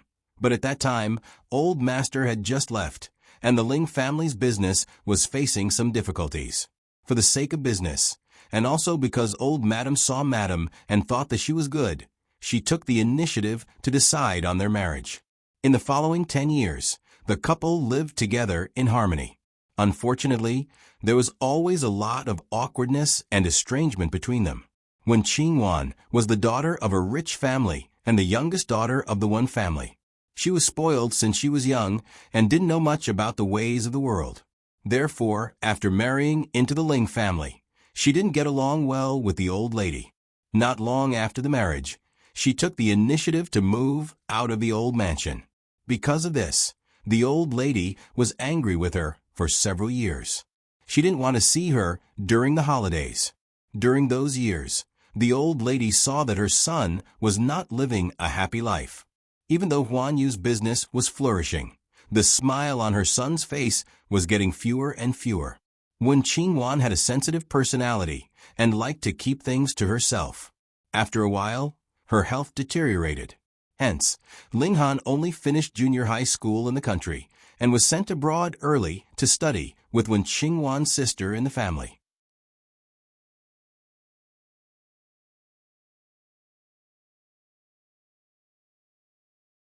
Chapter 241. During those years when the old madam was in good health, she had always been unwilling to admit that the marriage between Ling Dongming and Wen Qingwan was a regret in her heart. However, after Jiang Milan married into the Ling family, she did not even investigate her background and easily agreed to her son's request. From the beginning, she had been very accepting and had already expressed her regret. If she hadn't forced her son to marry Wen Qingwan, perhaps Ling Dongming would have been happier all these years, and Ling Han wouldn't have been sent abroad to study. Therefore, on the wedding night, Ling Han and Yi Huanyan were arguing in the bridal chamber. It really hit her biggest weakness in her life, and it was also her biggest regret. Perhaps she shouldn't have forced Ling Han to marry Yi Huanyan in the beginning. However, what was done was done. Even if it was a resentful couple, there was probably no turning back. Aunt Zhang didn't say much, but her continuous eyes allowed Yi Huanyan to understand the old lady's feelings. She felt terrible, but it wasn't because of her own situation. She felt terrible because the old lady had to feel regret for her grandchildren before she passed away. At noon the next day, the nurse came out of the ward and called Aunt Zhang in. She didn't know what she said, but she quickly came out. After that, the door of the ward was closed, and no one was allowed to enter. In the afternoon, Aunt Zhang brought a lawyer into the ward. Through the glass window, she only saw the old lady reach out her trembling hand to sign something on a document. After that, she felt relieved and called Ling Han and Yi Huanyan in. At this time, the old lady had already taken off her oxygen mask and seemed to be in better spirits. But the doctor's words made everyone dare not let their guard down. Yi Huanyan's eyes were red, but she gritted her teeth and refused to cry, afraid that the old lady would be upset. Yen Yen, come to Grandma. The old lady moved her fingers and waved at her and Ling Han. The two of them guarded her left and right. Yi Huanyan didn't dare to speak, afraid that she couldn't help but cry. Ling Han knew that everything was a foregone conclusion. Other than regret, his eyes were full of sadness. Grandma, don't worry. I will manage the family business well in the future and live a good life. The old lady smiled. Her smile was very loving. I knew you would. She raised her hand and put Yi Huanyan's hand in Ling Han's hand and shook it hard. You blame Grandma for forcing you to get married? Yi Huanyan subconsciously glanced at Ling Han. He shook his head with a serious expression. Grandma, I don't blame you. You're doing this for me. The old lady glanced at Yi Huanyan again. She suddenly sighed and forced herself to say, but I blame myself. Without waiting for the two of them to console her, her gaze fell on the suited lawyer at the end of the bed. Her voice was hoarse as she said, I've already asked Lawyer Luo to draft a certificate regarding the inheritance. Take a look at the contents of the inheritance, and then you can both sign it. After saying such a long speech in one breath, the old lady couldn't help but cough twice. The nurse beside her hurriedly helped her put on the oxygen mask. Yi Huanyan tightly held the old lady's hand and refused to let go. Ling Han turned around and glanced at the lawyer. The lawyer handed the document in his hand to Ling Han. Ling Han glanced at it and seemed to see something. He suddenly furrowed his brows and hesitated for a few seconds. In the end, he picked up the pen and signed his name. Then he handed it to Yi Huanyan. His expression was cold, and there seemed to be a hint of contempt, but he didn't say a word. Yi Huanyan stared blankly at the contents of the inheritance distribution certificate with a stiff expression on her face. A line of words was written in the note of the inheritance transfer. The above assets will be frozen for 1 year. After 1 year, they will all be transferred to the name of a child in Yi Huanyan's womb. The condition is that the child's DNA test results will confirm that he is of the Ling family's bloodline 1 year later. If the DNA test results do not match, the above assets will be donated to the Red Cross. The inheritance certificate froze hundreds of millions of assets under the old lady of the Ling family. Regardless of whether the old lady believed the child's identity or not, she used the most desperate method to protect the mother and child. At the very least, Ling Han had to wait until the child in her womb was safely born. This child had to be of the Ling family's bloodline. Otherwise, no one would be able to get this huge amount of assets. Yi Huanyan wasn't a fool. She had been in the industry for so many years. There was no way she couldn't see the meaning behind this document. This was the old lady's last protection for her. Grandma. Yi Huanyan's hand that was holding the document trembled slightly. The old lady held her other hand tightly and said shakily, "Good girl, sign it." There was a hint of confusion in her eyes. It seemed that she was starting to lose her mind. However, she still stared at Yi Huanyan, waiting for her to sign the document. "Hurry up and sign it, Miss Yan Yan," Aunt Zhang urged from the side. Yi Huanyan only felt that her eyes were blurred by tears. In a haze, she picked up the pen and signed her name. She never felt that her name was so difficult to write, nor did she feel that a pen could weigh 1,000 pounds. When she signed the last word, she suddenly felt a pressure on her shoulder. She trembled as she raised her head, only to see the old lady's skinny arm hanging limply on her shoulder. It trembled twice and lost all its vitality in this life. The doctor quickly stepped forward. After checking the situation, he regretfully took off his mask and told everyone in an almost numb tone, "My condolences." Yi Huanyan held the old lady's hand and tried for a long time, but she realized that she couldn't cry at all. Her tears seemed to have dried up. Her eyes stared blankly at the motionless figure on the bed and gradually revealed a hollow expression. The doctor came to move the old lady's bed away, but he found that he couldn't move her fingers. She gripped that hand tightly as she stared straight at that old face. Images flashed through her mind one after another. All these years, the old lady had taken care of her, cared for her, and even told her before she died. She couldn't let go of all of this. The lawyer put away the inheritance document, bowed to the old lady, and then to Ling Han. He respectfully and politely left. The words he said before he left didn't enter Yi Huanyan's ears, but it felt clearly in everyone's ears. "Everyone, my condolences. In a year, at this time, I will come to find the two of you and use the young master's DNA report to open the frozen inheritance." The doctors and nurses stood in front of the bed. A nurse tried to move Yi Huanyan's hand away, but after several attempts, she finally looked up at the people around her. Aunt Zhang was sobbing so hard that she couldn't speak. She didn't have the strength to comfort Yi Huanyan. Ling Han was the only one left. His tall figure standing by the bed was as cold as a statue. He stared at the old lady on the bed for a long time. Then his gaze slowly fell on Yi Huanyan. She was still wearing the bright red wedding dress, which stood out among the pale and monotonous colors in the room. It stung his eyes. "Yi Huanyan, to what extent do you want to put on an act?" he said indifferently. "You already got what you wanted. There's no need to pretend, right?" You're tuning in to the Echo Reads YouTube channel. Don't forget to subscribe and join us on this journey to catch the most captivating stories.